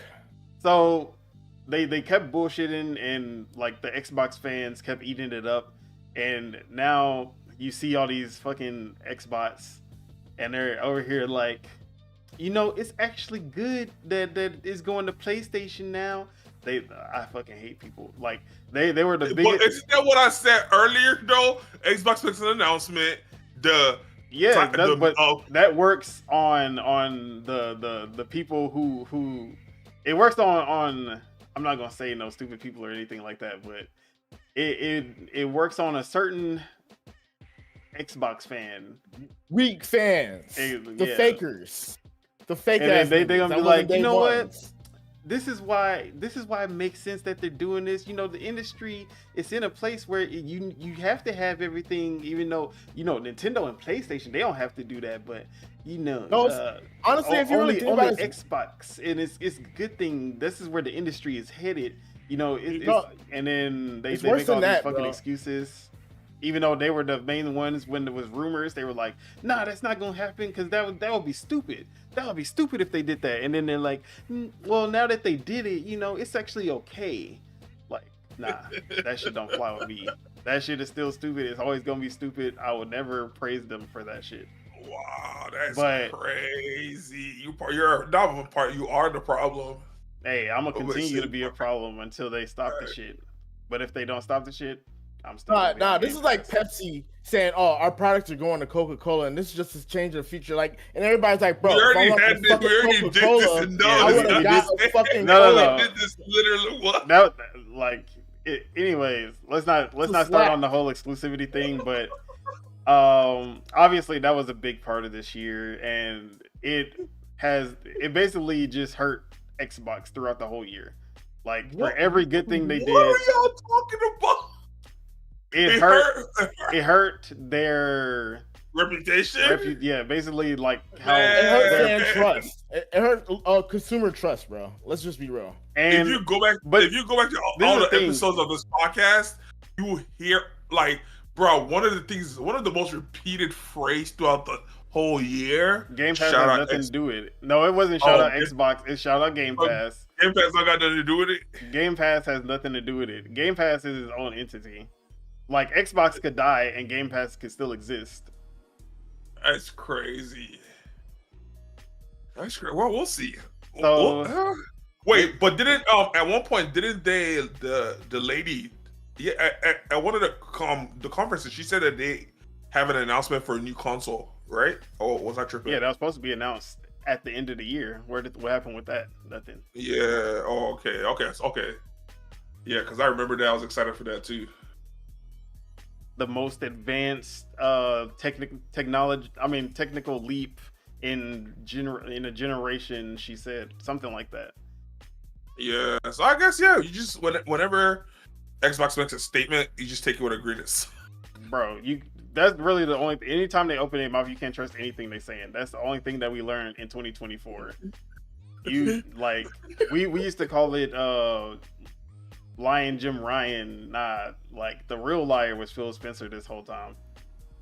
I was like, I remember her saying that, and I was happy as hell. I was like, let's see which direction they headed, and the year is almost over, and Playboy Cardi.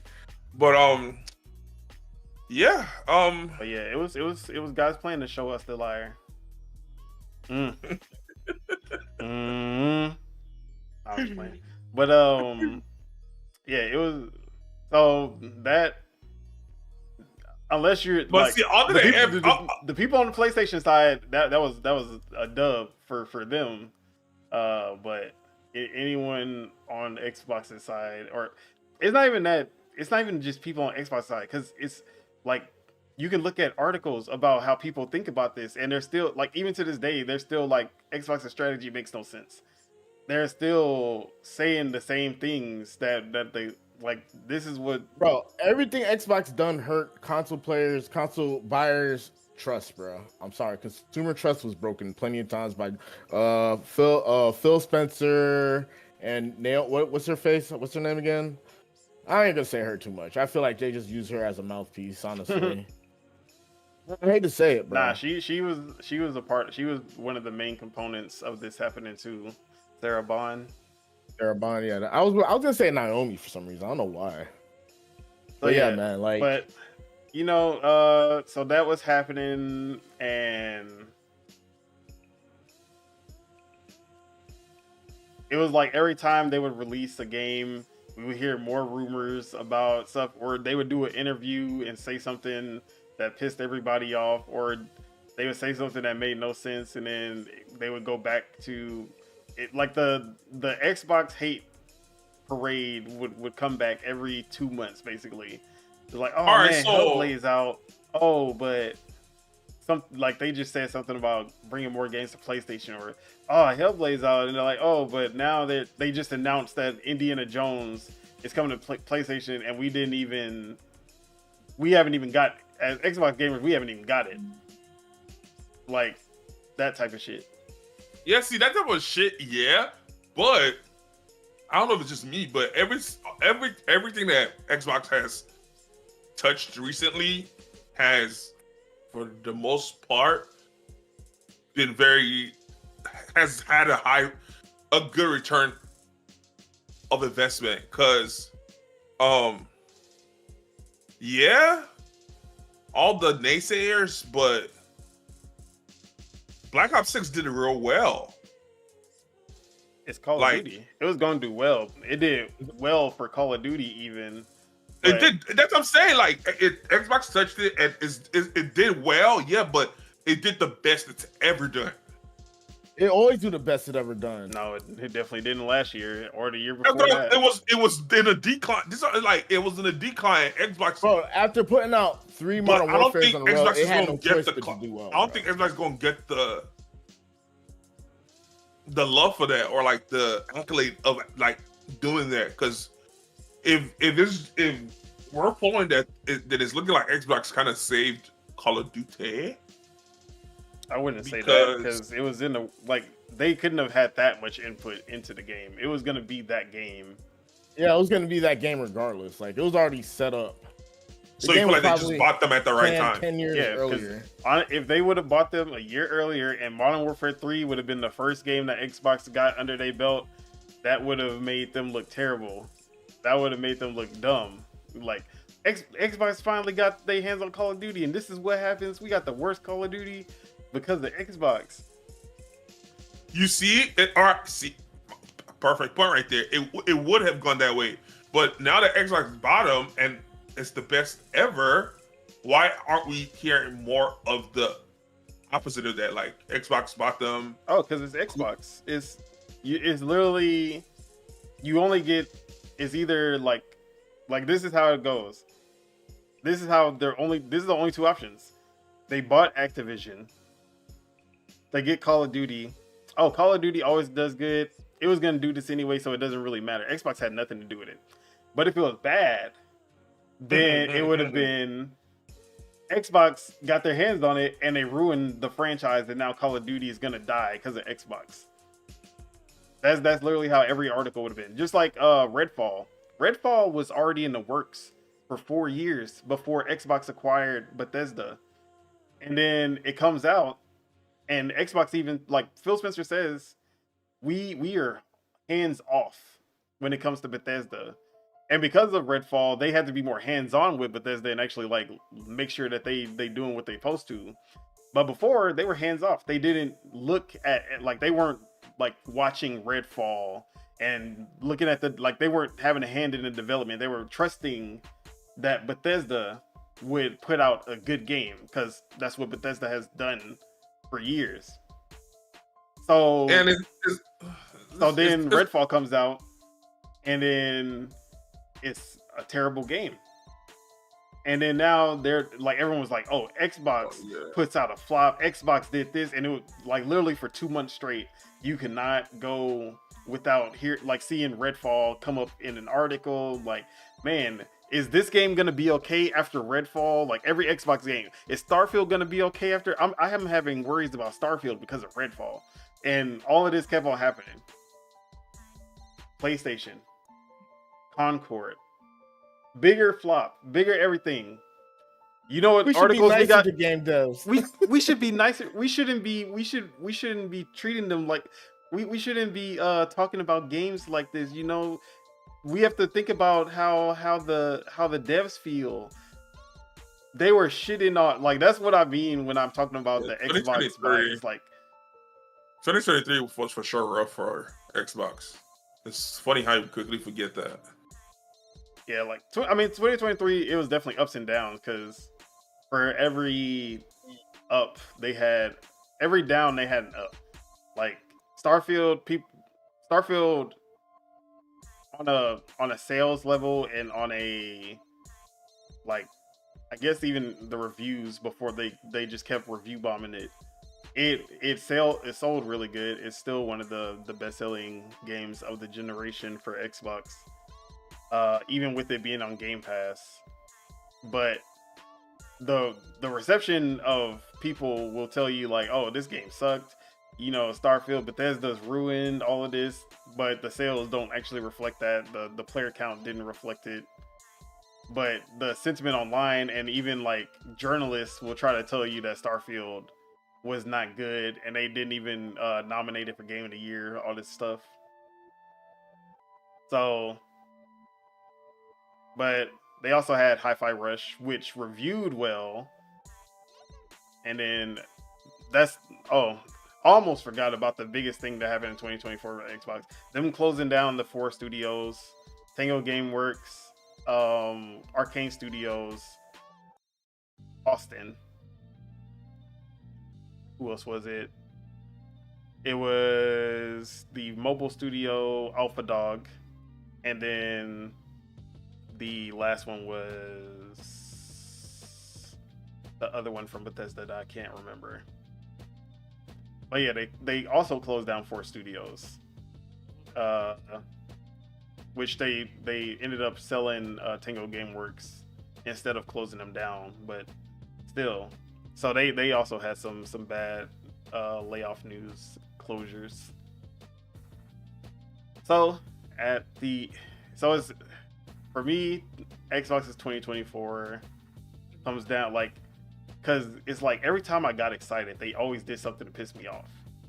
Because that June showcase was like one of the best showcases ever. We saw Doom Dark Ages, we saw that Fable, Avowed looked even better than it did in January. We saw saw Gears E-Day. Like, there was so much going on, like so many games to look forward to on Xbox, but at the same time, it's like as soon as you have the keys, you have all of these games that are coming out, and you're finally having a good cadence and everything. This is when you want to go third party and start putting your games on PlayStation. Exactly. So for me, Xbox's 2024 is a 6.5, the same as PlayStation.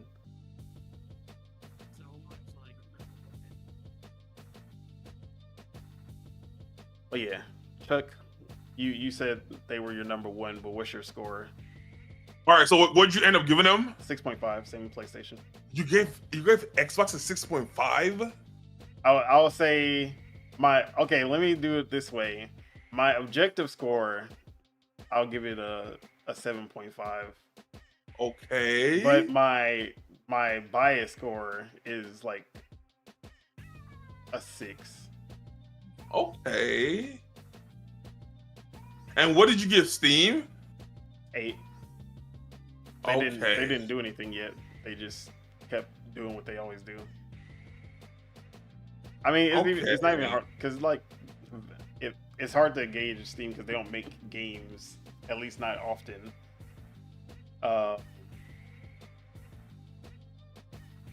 Okay. I guess for sure I'm 100% biased towards Xbox because, like I said earlier, they've been entertaining and holding it down for a decade plus now. So, shout out to them. I just really like the business model. I like them leading the way in the new era of things. I like them sharing IP. I like that.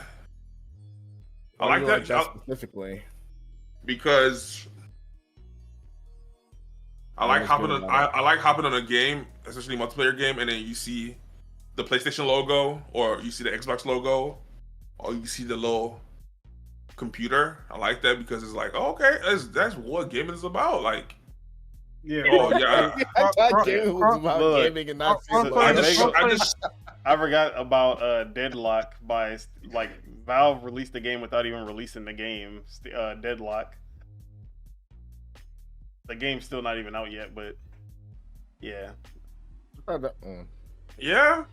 So So you say you see logos and you be like, damn, that's a gaming solo. Nah, like I shit on the like, bro, because back in the day, like, bro, whenever everything was segregated, like, bro, like we all came from segregation, blood. Like, oh my god, bro. Like we were all one segregated at one point, and whenever you rise to the top of, like, do you want to be? What's that saying? Do you want to be the big fish in a small pond, or you go? It's really like that. Like you rise to the top. Like we were out here dogging.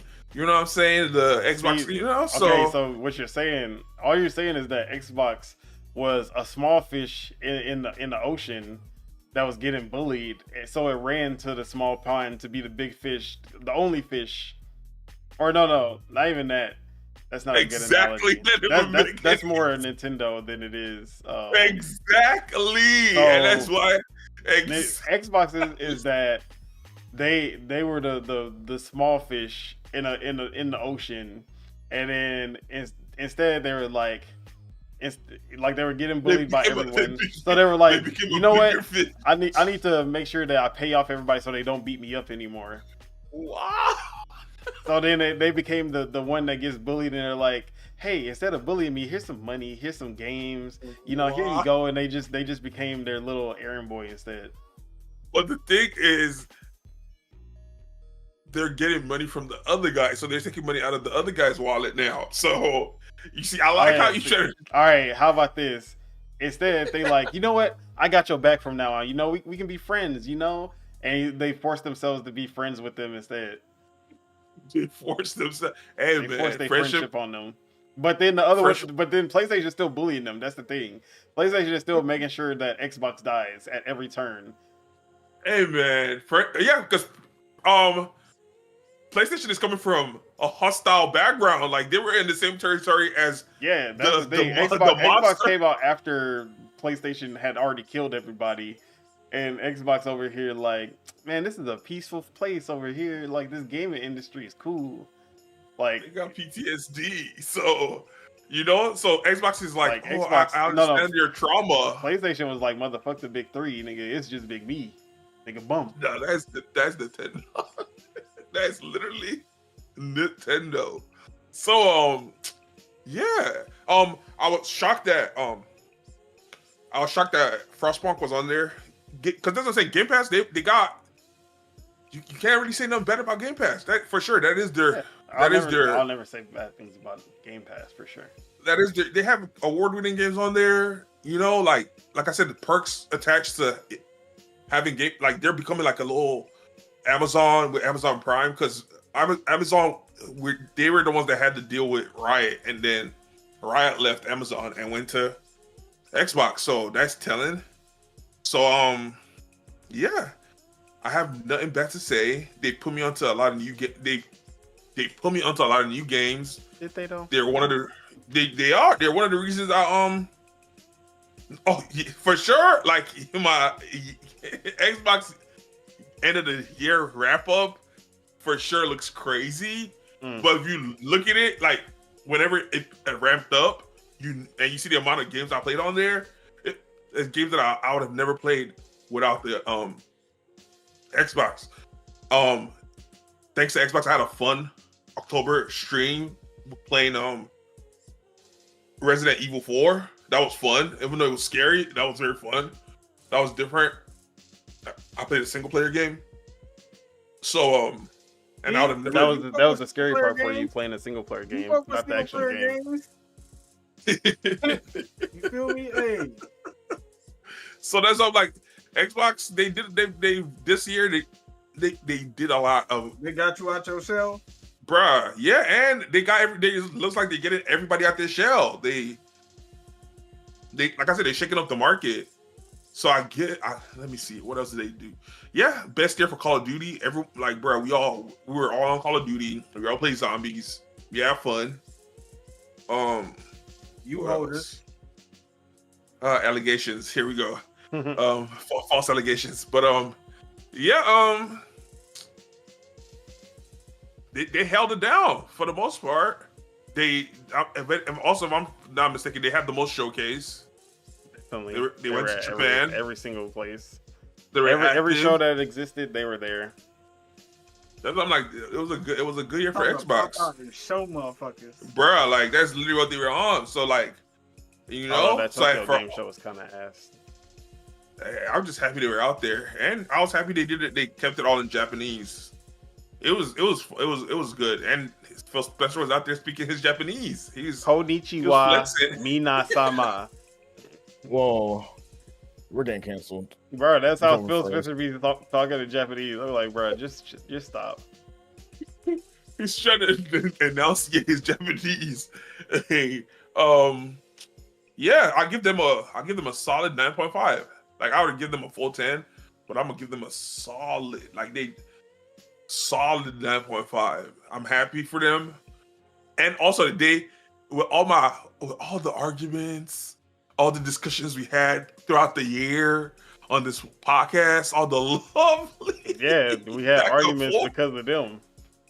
They proved me right and held it down for me. So I have no choice but to give them a 9.5.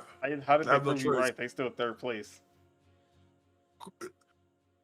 As for now, like I said, they just planted the seed. So, you know, like I said, the future, I'm here for it. The people crying, laughing today are gonna be crying later. So, Nintendo, def. Mm-hmm. You know. All right, Tej, your score, Xbox, 2024. A 5 out of 10. Whoa.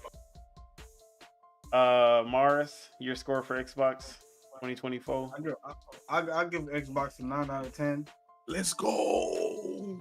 Bro, honestly, Xbox has been kind of like they've been doing okay. Like holding it down. a lot of stinkers on. Game Pass, hold it down. Hey, let's go. See, I think the reason I give it a 6.5 because I didn't play. I played a lot of Game Pass games, but I didn't play. Like they weren't my favorite games this year. Yeah, I see that. Because like Prince of Persia wasn't in Game Pass, Animal Well wasn't in Game Pass, I see that. Balatro wasn't in Game Pass. Like most of my favorite games this year were not in Game Pass. Like last year, most of my favorite games were in Game Pass. Usually most of my favorite games are in Game Pass, but this year, outside of Pal World, I didn't really use Game Pass as much as far as like obviously Call of Duty. That was probably the biggest one. But yeah, I feel like most of my favorite games were mostly on Steam. But yeah. But that's the big three. That's the gaming industry as a whole. That's our 2024 little wrap up. And then after the holidays, we will be back on Saturday to talk about to not only give out our player haters awards, but we'll also be doing our little look into 2025, our most anticipated games, what we're expecting as far as 2025 goes. So yeah, man, that's gonna be fun. I also got a little some surprise that we're gonna do as well. So yeah. With that, Okay. is there anything else y'all wanted to leave on the table for 2024? 2024. It was pretty lit. Oh, You feel me? one of the biggest. I don't know what adjective to use to describe it. It's just Valorant came to console. I feel like throwing up. Oh yeah, that was the best thing that happened. I feel like throwing up. Oh my god. I still don't believe Valorant came to console before League of Legends. That happened. See, League is gonna be. We'll see. The League was announced to come to consoles, and it didn't come to consoles. Oh, okay. I didn't know that. I didn't know it was already announced to go to console. Like, because I'm like, using a controller to play League would be great.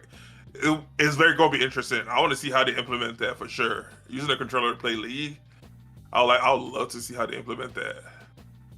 That would be crazy. But yeah, that was one of the biggest. Oh my god, of 2024. Yeah. Like all I'm gonna say.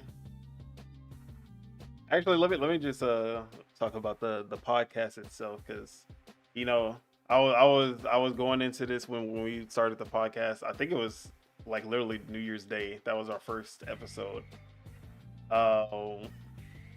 Going in, I was like, you know what?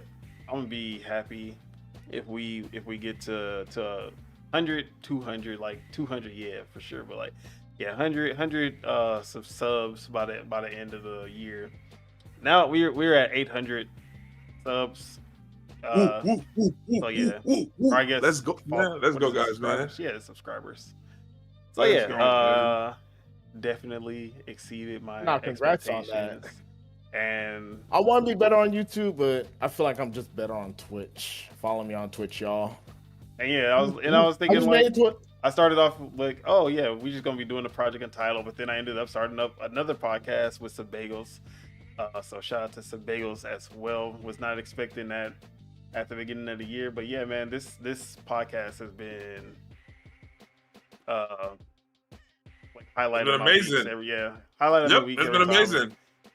But you know what I mean, even when I don't be in the chat throughout the week, this is my time to like talk to y'all, hang out with y'all for a bit, talk some shit, argues for a bit, know what I mean?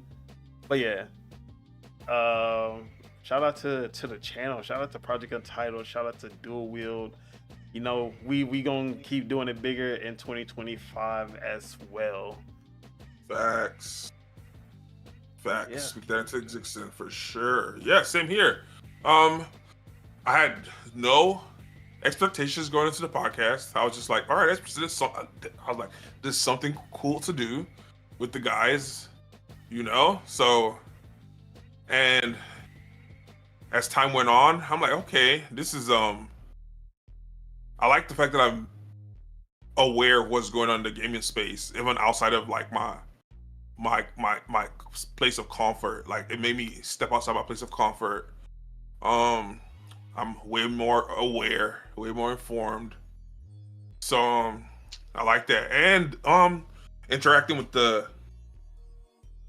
chatters has also been cool, especially I don't know if he's in here today. Lord Metroid, yeah, nah, he's not in right now.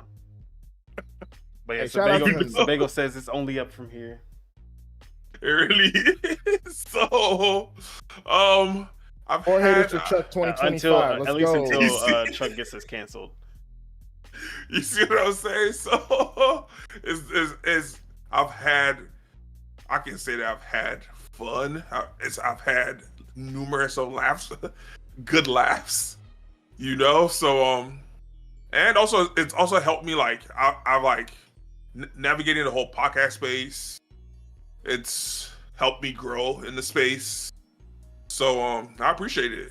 I can say that for sure. And I'm very, very excited to see where we, you know, what 2025, what that brings, what that has in store for us. Yes, sir. And with that, that is it. That is all we have for you in 2024. Thank you guys for tuning in, and to all the people in the chat leaving comments. We do appreciate your support. Make sure you guys hit that subscribe button, or make sure you guys hit that like first, because we love you guys and it helps us grow this channel. But also, if you like the content make sure you guys hit that subscribe button so you can stay updated for when the next episode drops of Project Untitled and Dual Wield. Now let's go ahead and get the outros out the way. You're around Chukwu, Chuck. Always, Yes, you know, like honestly, the conversations would not be as fun. Even if I get heated, like the conversations would not be as fun without you opposing.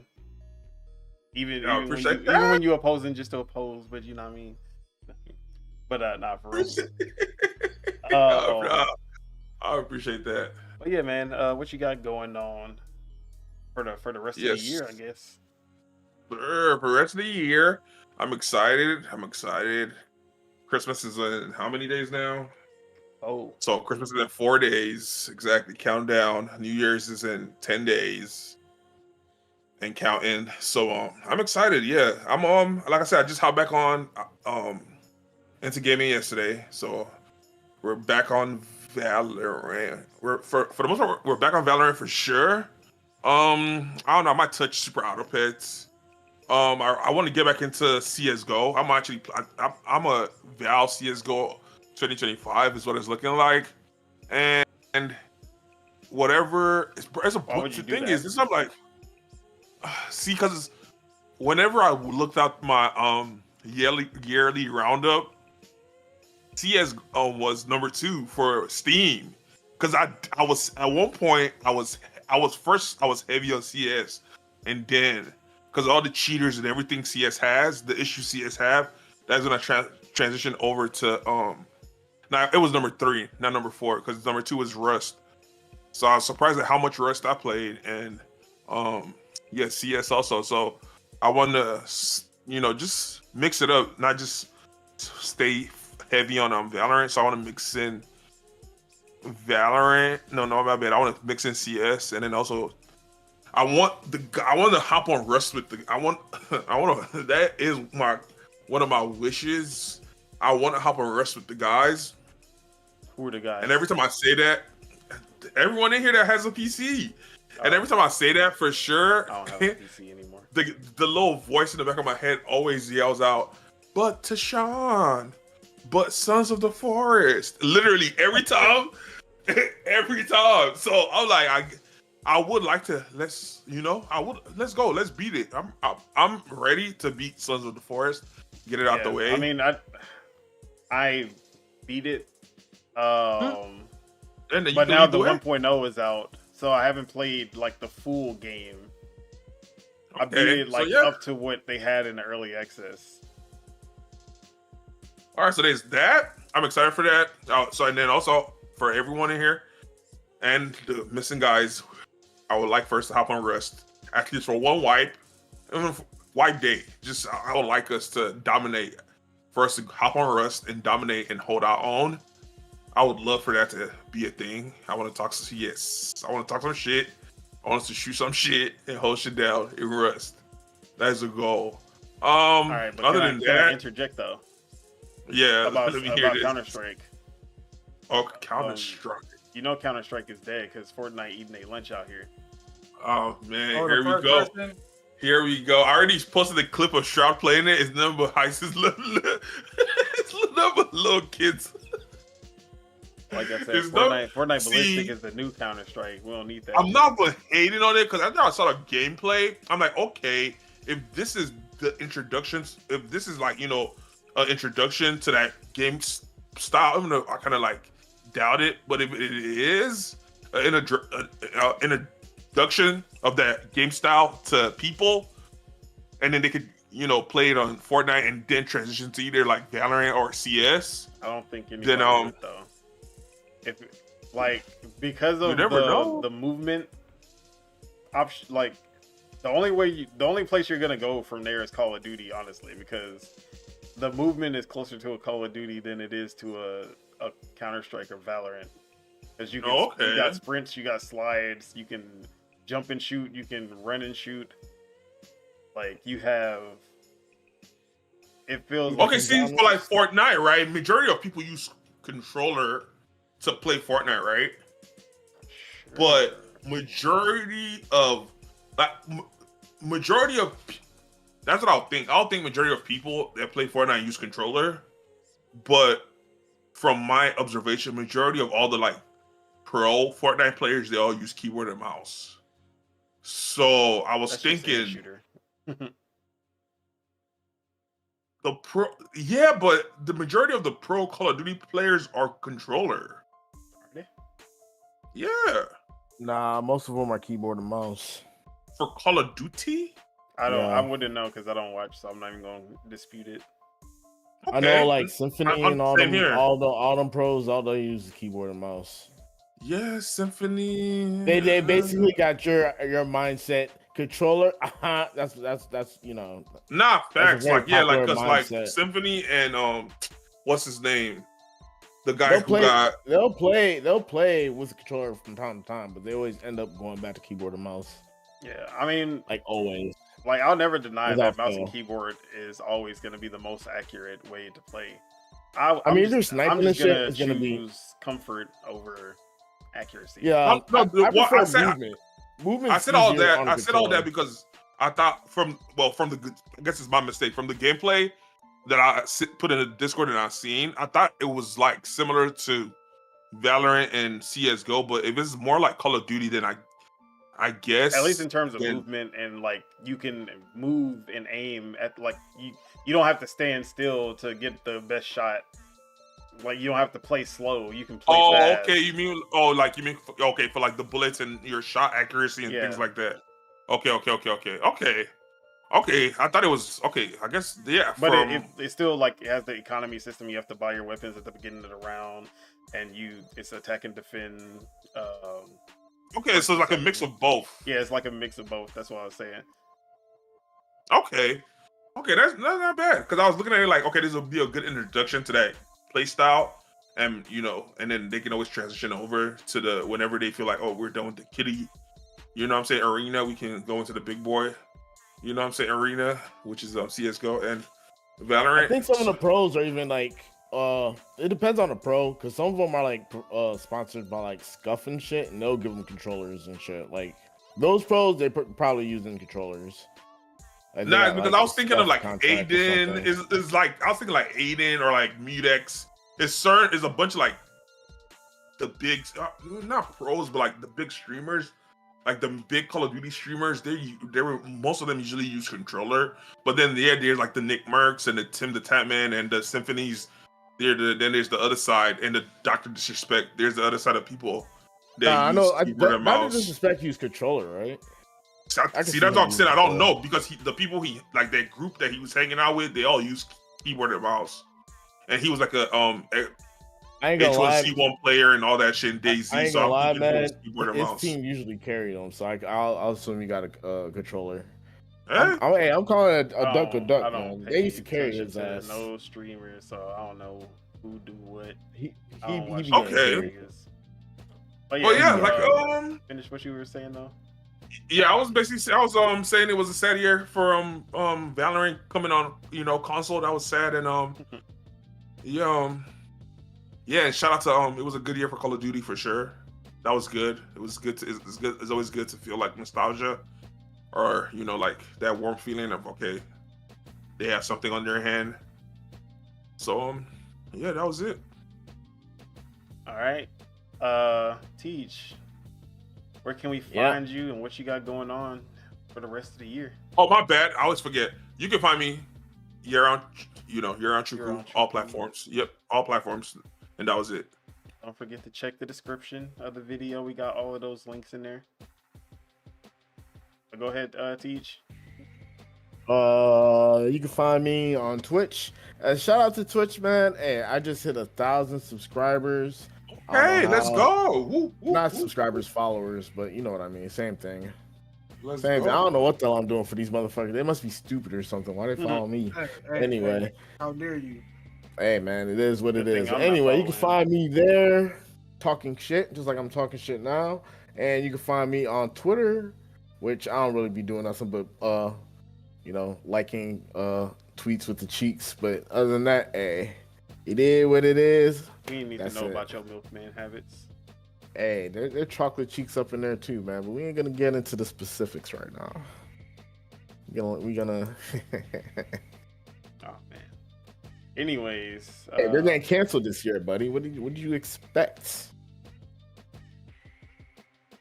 Anyway, let's move on. Lord Mars, where can we find you? What you got going on? you can find me on YouTube at Lord Mars Gaming, and you can find me on Twitch at Lord Mars with a Z. Always a Z on Mars. You feel me?